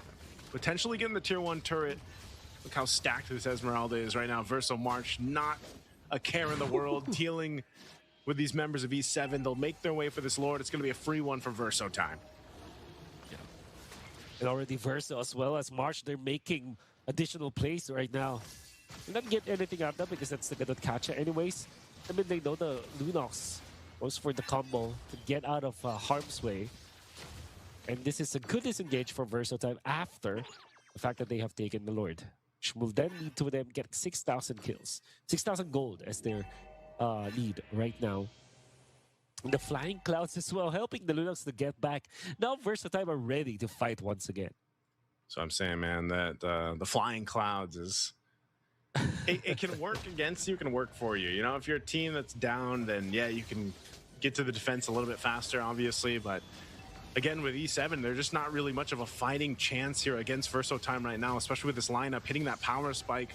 Castle jumps in, putting the pressure onto the tier 2. It's going to go ahead and fall. An AOG, a big one, though, from Rise Crim. Finally, Speedy getting a kill. So E7 might have just found a little bit of breathing room. They still have work to do. The Lord's still marching down that bottom side. Verso Time playing with this big advantage, about 8,000 gold now. They'll still go ahead and take what they want from the jungle here. Nanos going to try to keep that shield up, trying to maintain that Lord. Boro actually goes down, but Alpha's going to be the trade. So right now, E7 fighting for these turrets. Lord finally taken care of. Some damage to that base turret in the bottom. But E7 actually holds on to a couple tier 2s for now until that wave pushes in up top. But still, despite the lead that Verso Time had, E7 holds on. Yeah. After a very long time, that was the only positive trade that we've seen for E7. Items now available for Verso Time. That's Radiant Armor for March. And look at him just man up against E7. All the while, Xeno was just hitting on the turret. This is how you know that the lineup is already very good in their favor. Now, fleeting time is also available for Boro, so that's also important to take note because there will be extended team fights between Versatile and E7, especially because they have a lot of sustain on E7. Despite them, being down right now, there's still a respectable amount of regeneration from them and sustain. So that will mean that this fleeting time from Boro will be instrumental in the latter portions of the game, as it would mean that they will be able to consistently knock up and grab and snag members of E7. As long as, of course, they get a kill. Yeah, I think it's that scaling that they need here, man. I mean, they were so delayed just with the course of this game in terms of Nanos and Speedy being up to where they needed to be in terms of having that damage. So they're at damage control at this point. Maintain what they can, try to keep these base turrets as healthy as possible. Shield still stands in the mid lane, but the Lord is up, and it's just most likely going to go to Verso time again. I'd be really surprised if E7 tries to fight this. They're going to be way too late for it. So you can see them just clearing out the lanes, trying to wait. Conceal's going to be used. This could be a play with that Kalea. There's a Flicker Tsunami Slam to start the fight. They're going to force it anyway. Alpha jumps in with his own Flicker. Earthshaker, they're going to be fine. Jump in from the AOG from Rise Crim. He pops a Revitalize. He could be in trouble here. He's quite slow, but they're still going to be going. He finally Unbreakables over the wall. He's going to be fine. Still alive, but a whole lot thrown, man. All the battle spells and ultimates thrown out. All this before that push in the mid. Good burst damage from Nanos, though, and now Aizen gonna be in trouble. He's the target as he falls. The trades are happening right under the turret. Boro could be in trouble. Again, a stun from Alpha. He picks up a kill. That Dragon Form from Castle. Castle looking to clean up. They still have Kojic there, firing off from the back. The Lord entering the base. They want to go push it in, possibly. Rise Crim trying to hold on, but Verso March is unkillable. Alpha doesn't have that ultimate that he needs. He might be able to go ahead and delay this a little bit further. Lord's going to be worked on. It does clear out. The mid turret falls, and now Alpha jumps in, but E7 stays in the game. Yeah, great synergy coming out from Aizen as well as Rise Crim to eventually punish Xeno. And then finally we see the strength of this Kagura going in for the Yin Yang to eventually take out Xeno with the Flame Shot as the last hit. Well, it wasn't literally the last hit, but it was the last nudge that they needed for them to be able to take out the Yi Sen Chin. And without the Yi Sen Chin, there wasn't any way for Versatile to end the fight. Oof, look how tanky Verso March is. Here comes the Black Dragon Form. Once again from Castle, looking to set things up. Doesn't quite have the Petrify available, though. So just there to kind of disperse that fight. E7 holding on to the top turret with just a sliver of health. We still a minute away from this Lord to come up, so E7's got some time. Go ahead and get farmed up here. Again, a force fight, Tsunami Slam. He is deleted. Alpha's gone, but the Zaman Force dropped down. They're going to be firing back at Verso time, but Rise Crim is gone. Kojic low. Boro still up.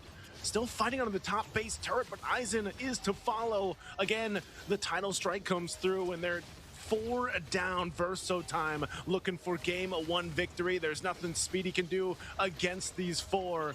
They'll go ahead and clean up. Focus on the base, let Speedy take 1, but game 1 goes to Verso time.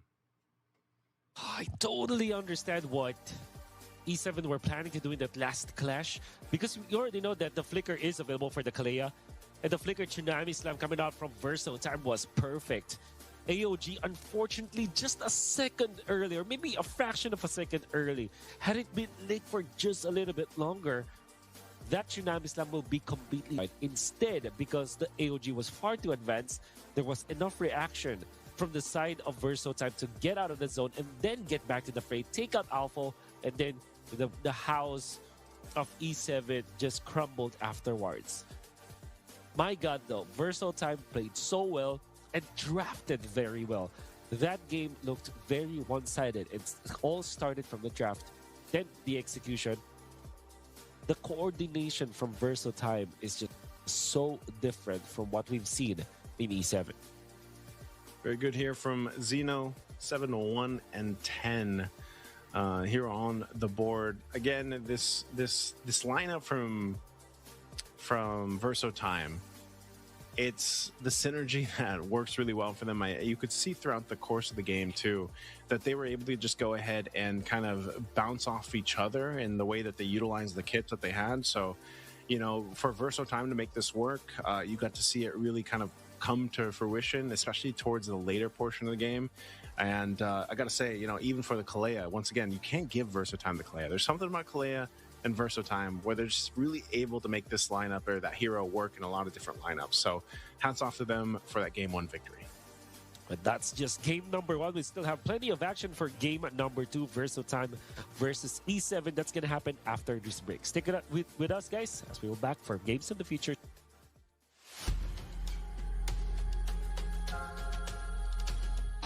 Abu Dhabi and UAE at the moment seems to be the epicenter of autonomous, robotics, and many other activities.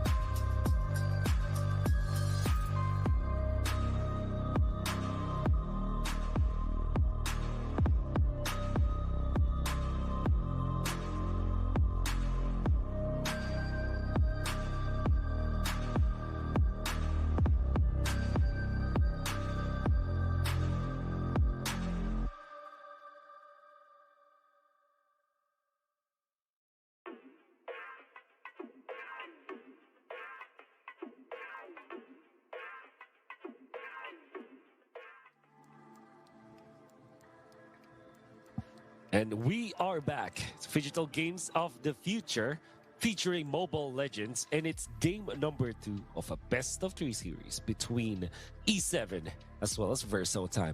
Wolf and Nice will bring you the action. And can you give us a little bit of quick recap of what happened in game number 1, Mr. Naisu? I can, Mr. Wolf. A little quick recap for those that missed game 1.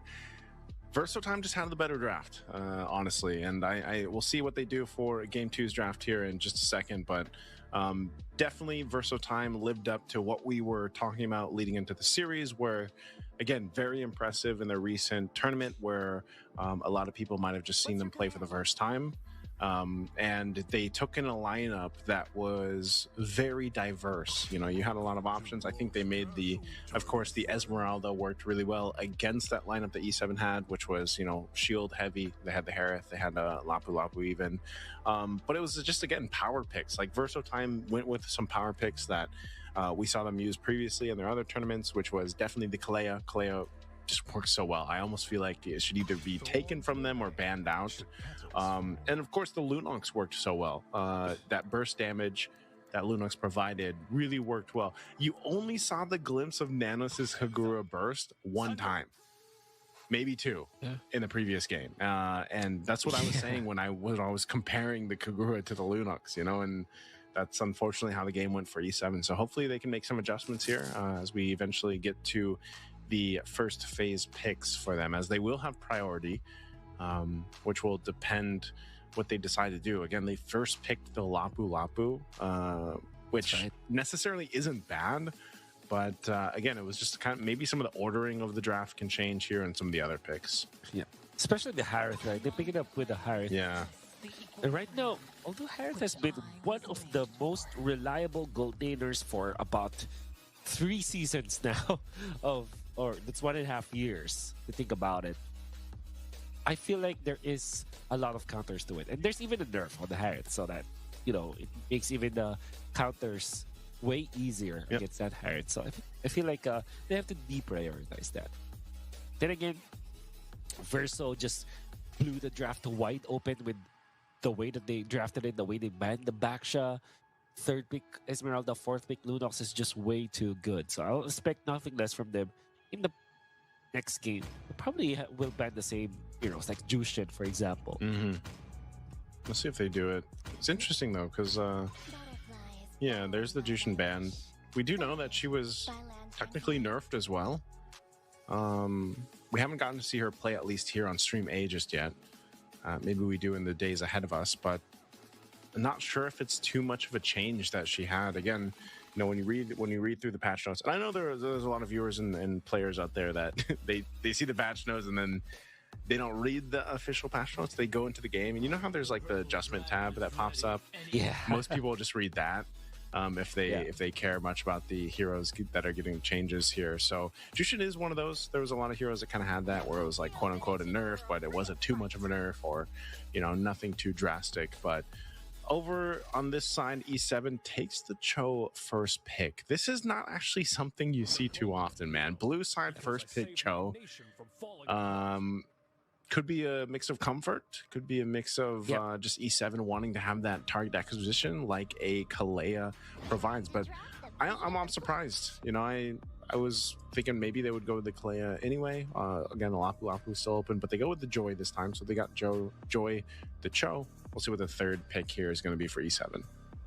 Yeah, should be Angela, maybe, if they want to really counter this strategy for the Kalea. But seeing that they have already chosen this CHOU kind of makes me think, will they even consider getting the Angela? Maybe just get their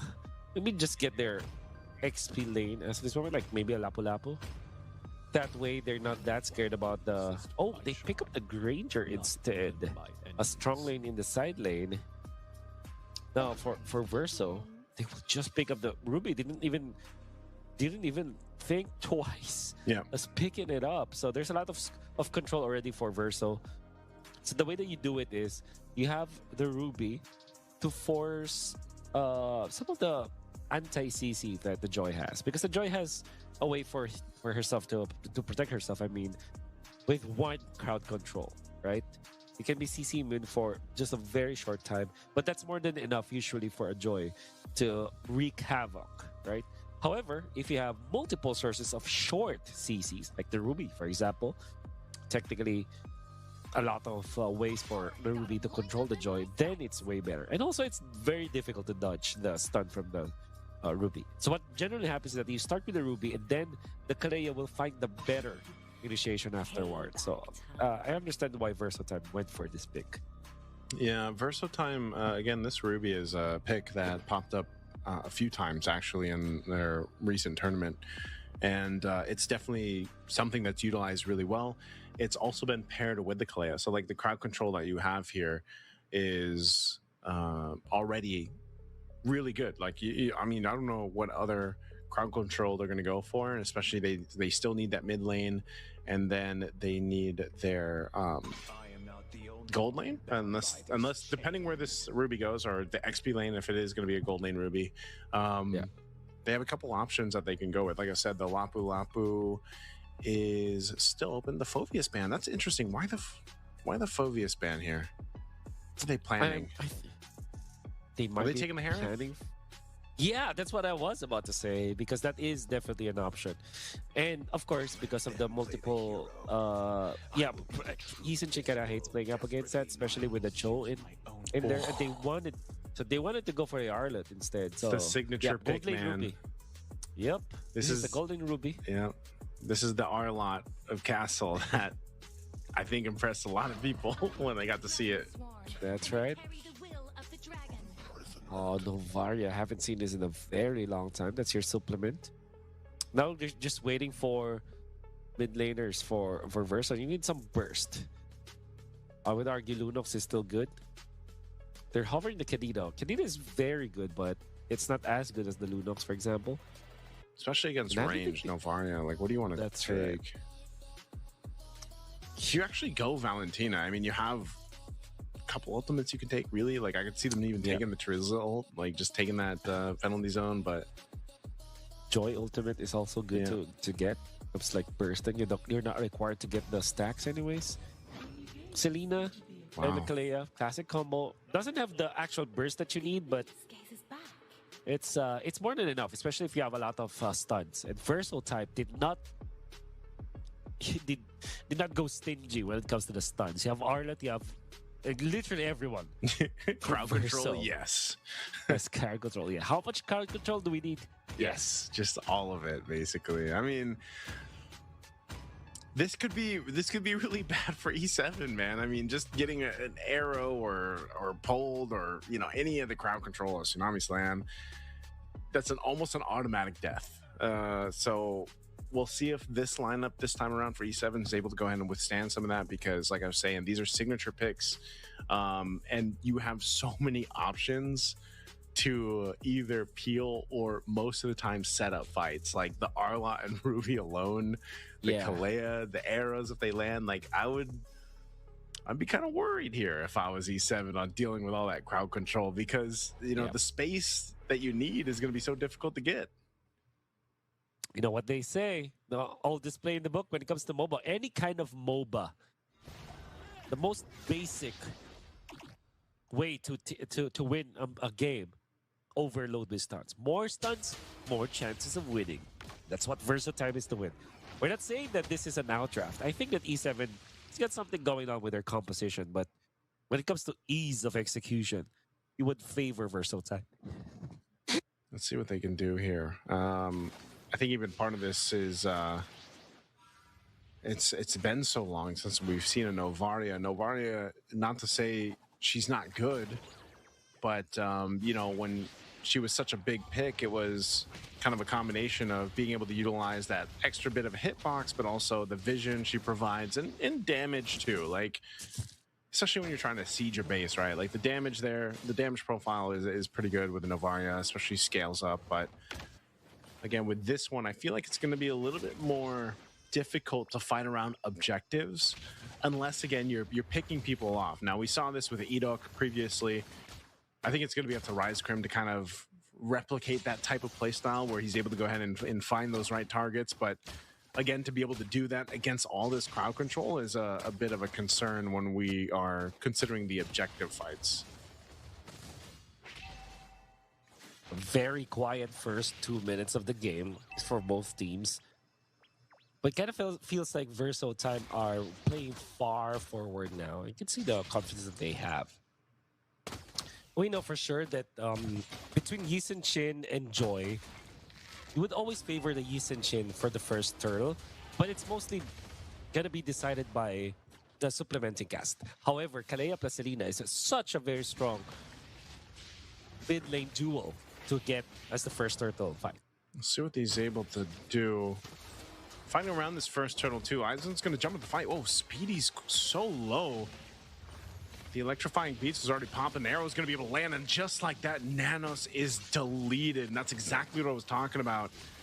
It's literally a dodging game of crowd control. Speedy forced off the lane, Turtle secured, Verso Time making it their time already early on. Building up a bit of a lead now, still under 1,000. But again, you saw how fast someone dies when an arrow even just lands. Yeah. Oh. Granted, that was an Avara, so that's a very squishy target, but the fact that they landed that and then immediately went for that, they knew their timing.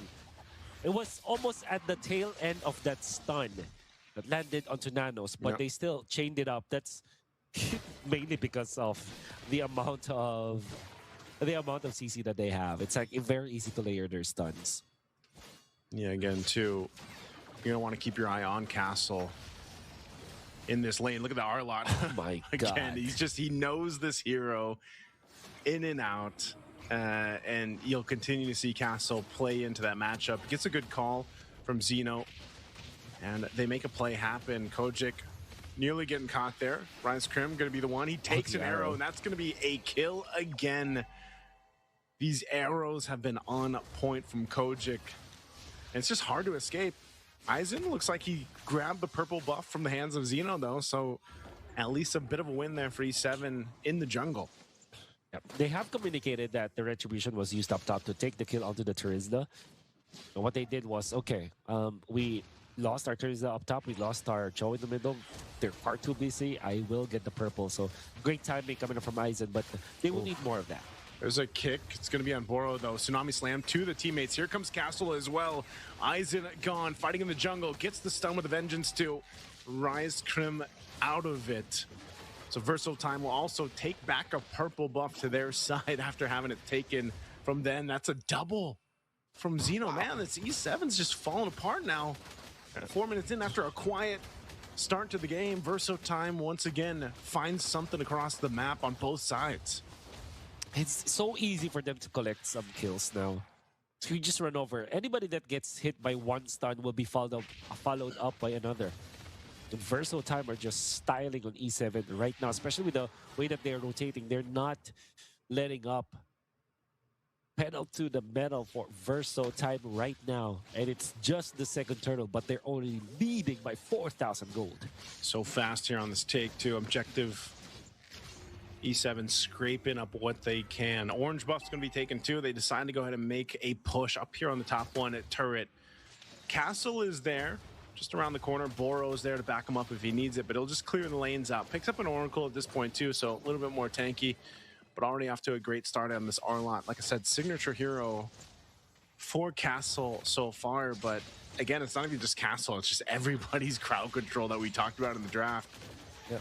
Paying dividends already at this point of the game. E7 has almost been in a position where they kind of forced to almost stay together in a sense, because you know, it's a little bit too risky if they do get caught by an arrow or a pole or one of these things that Verso Time has in their repertoire. To add to that, this is dangerous grass that we're looking at. So all of these sneaky plays coming out from Verso Time, and the instant plays that they can also do is just getting buried. That's probably why they drafted the Arlot as well as the Selena in this scenario. Rise Krim? Oh, this is a kick. This should be a kill, an easy one to take a good use of the conceal. Finally putting them on the board for E7 again. They're going to have to continue to emulate that to make it happen. Castle goes in, gets the stunt. There's the final slash. Rise Krim gets out of the turret. A big pickup, though, into the penalty zone. Tsunami Slam going to be used as well. Alpha leading the charge. fighting back. E7 will force VersoTime to reset here. So despite the lead that VersoTime has, E7's actually able to go ahead and find a bit of an advantage in the team fight, but still with a lot of resources used up, they got to be able to prep up for this turtle take. For the very first time, they have missed their combo. I should have been a Fire Slash into the stun from the Mountain Shocker, from the boat that you have from Xeno, but they have missed the mark. That's why E7 were able to get out. They had to use the Flicker and the Kalea just to get out of there, so I will not be available for the following turtle. But E7 also had to burn their Flicker onto this Terizla. I don't know if they can actually contest this turtle despite everything that happened in the past minute or so. Verso March pulls with the I'm offended. Oh, a final slash coming out from Castle again. He was hunting for Speedy too. You get the electrifying beats, and Arrow's not going to be able to land, but the turtle is secured for VersoTime. It's going to be the 3-for-3 now at this point, still in control of the game. And that's the thing, the decisiveness here of VersoTime. When they know they have that window of opportunity, they're going to go for it. There's a Zombie Slam. They're going for Rise Crim. He's just gone. Can't even flicker. Again, an arrow. Oh! Verso March, the timing is on point from VersoTime. Unbelievable. The arrow connecting onto the Novaria, and then the flicker. I'm offended from Verso March. I think that was worth it because that's the Novaria we're talking about. Even when you had to commit their flicker, that is the wave clear from E7 gone. And the fact that they are taking over this game because of those pickoffs, VersoTime cannot letting up. There was some mistake up top with how they missed that Mountain Shocker from the Final Slash, but they have well caught up with it. They are bouncing back even better than what they were doing in the first 4 minutes of the game. Oof, Rise Crim on the hunt, gets the way of the Dragon off. It's on Verso March, so he does heal back a little bit before eventually going down, but now Alpha going to be in trouble. Verso Castle able to clean up that one. They're fighting under this tier 2 in the bottom lane. But it's a trade. The 1-for-1 Alpha for Verso March, so nearly even trade there. They're going to get this tier 2 turret, though, in the bottom lane, so still VersoTime. It's a bit of an advantage. Oh, electrifying beat's going to be used. Eisen gone. Final Slash able to find 2. Mountain Shocker won't be able to land in time, but they'll make their way to reset, clear out the lane, and they still have 20 seconds for that lore to come up here. So VersoTime just taking their pickings against E7. So if they didn't have the lead, their advantage is their stuns. And even in that scenario, the Joy just can't stay and pop the spells in front of the members of VersoTime. And if you add to that, the fact that they are leading by 7,000, you see how Eisen melted. I understand why the Joy would have gone for that play. Had it been a different lineup for VersoTime, things will be different. But Eisen can only cleanse himself from one stun of VersoTime. And VersoTime has infinite amount of stuns at this point. Yeah, the burst that they had, the damage that they have with Xeno as well as Kojic and Castle, they have melted down the Joy like butter. That's how quick it happens, man. I mean, they are the hot knife through the butter. And it's, you know, that's the difficult part of it is VersoTime's got all the knives. You know, if they miss one or the scythe, they miss the scythe, they got the whatever Arlon has. What does he have? Spears or something? Like, you know, he's got you have so many options. Not only that, but then you've got, like I said, the Tsunami Slam is able to go ahead and target someone down immediately, especially if Verso Boro decides to go ahead and actually burn the flicker. A lot of times he hasn't had to, you know, so they're just working synergistically with each other, with the kits that they have. And this is like, if you could save this loadout lineup from VersoTime, it's just literally called CC. Like, it's just crowd control, you know? And so it gives you that opportunity. Like, if you do miss one of them, like, you have 4 others that you can essentially rely on. So they get ready to approach the base here of E7. Shields are going to go ahead and pop down bot, mid, and top eventually. Lord will go ahead and get one charge into the base, but still maintaining the base turrets. VersoTime, keep an eye out. They have all the tools to force a fight if they want to, but they'll respect the defense from E7. They actually won't push into the base just yet, unless this point they do. Flickers are available. We'll see what Boro does. They're going to go ahead and take down potentially the turret. They don't get it cleared out, though. So the turret still stands. E7 maintains their base turrets. To be fair, E7 has got great tools to defend. As long as the Grangers was, the Novara is alive. This means that E7 will always be able to defend. So this is going to be a mini game between the Novara as well as the Arlet. Oh, he has to use the penalty zone defensively, so that's a big resource that they need that's going to be down. I'm not sure if they can actually convert this into a turret take just yet. Versatime's got plenty of time to go ahead and take this out. There's the kick, though. Rise Crim's going to be the one to start the fight anyway. Kojic is gone, but now Alpha is going to be caught out. And with no penalty zone, he'll be the trade, the 1-for-1. And now Versatime knows they can go ahead and take down the mid turret, but they've got no minions. They will get this bottom one, though. Base turret's going to fall. 30 seconds still, that Lord to come up.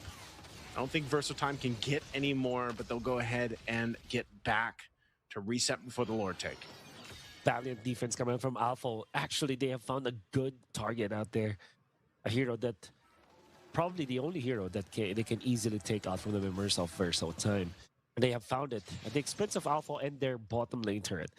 But if you think about it, if E7 did not make a move during that moment, Versatime will just collect the Lord and just take over the game afterwards. So you would understand why E7 went for that play.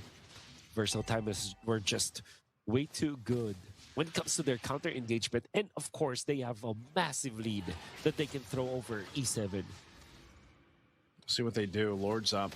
E7 down 10,000 gold. Not really in the position to fight, but they might just have to make a potential play, but it doesn't seem like they're going to do that. Rise Crim will go ahead and clear up that top lane. Trying to delay some of this. Again, Lord secured here for Versatime. With the bottom base turret down and the shield's already popped, this should be another easy push into the mid to get the turret down. We'll see how they play it out. E7, again, just not in the best fighting form yet. An arrow's going to land here in the mid lane. Ice Cream will kind of keep them at bay here, but again, Verso March causing havoc on this Ruby. There's the pole. Eisen's going to be gone. Mount Shocker going to be used. Alpha forced off. Still no Lord in check just yet. They just got the mid turret. Lord will go ahead and make its way down a bot, but Castle goes in with a final slash. He only finds Alpha. Alpha penalty zones, able to find two. Now Rise Crim quite low, taking the damage. Alpha doesn't survive, and now they're going to wipe him out. It's only Rise Crim left alive, and Versatime will go for the sweep against E7 in our second match of Group A for the day. A back-to-back dominant performance coming out from Versatime. This game number 2 also went down as a one-sided affair because of the draft. Versatime has got a lot of plays, a lot of strats that they have brought to games of the future, and they have shown us 2 of them, and they both look good. In the last question, game number 2, we saw how good the Tsunami Slam was. This time they sacrificed one of their players once again, like to be in front, but they initiated with the Ruby as well as the Arlet. But the real ultimate that they were looking for was the Tsunami Slam, and they caught the joy with it. Since catching Eisen was so important for Versatime, for them to break the base open after taking down the jungler of E7, the rest of the members of E7 just can't do anything. They don't have any ways to get information. They don't have any ways to start the fights. Even then, Alpha was under duress. He couldn't find the opening. And MVP, this guy's just collecting MVP accolades. Yeah, Mr. Castle here. Like I said, when that Arlot was locked in, I was like, oh man, this can be tough, you know, because again, we saw his performance on it in Winter is Coming. The Arlot was super impressive for a lot of people that got to watch Castle play, and like I said, he's a long time player back from some of the first iterations of tournaments out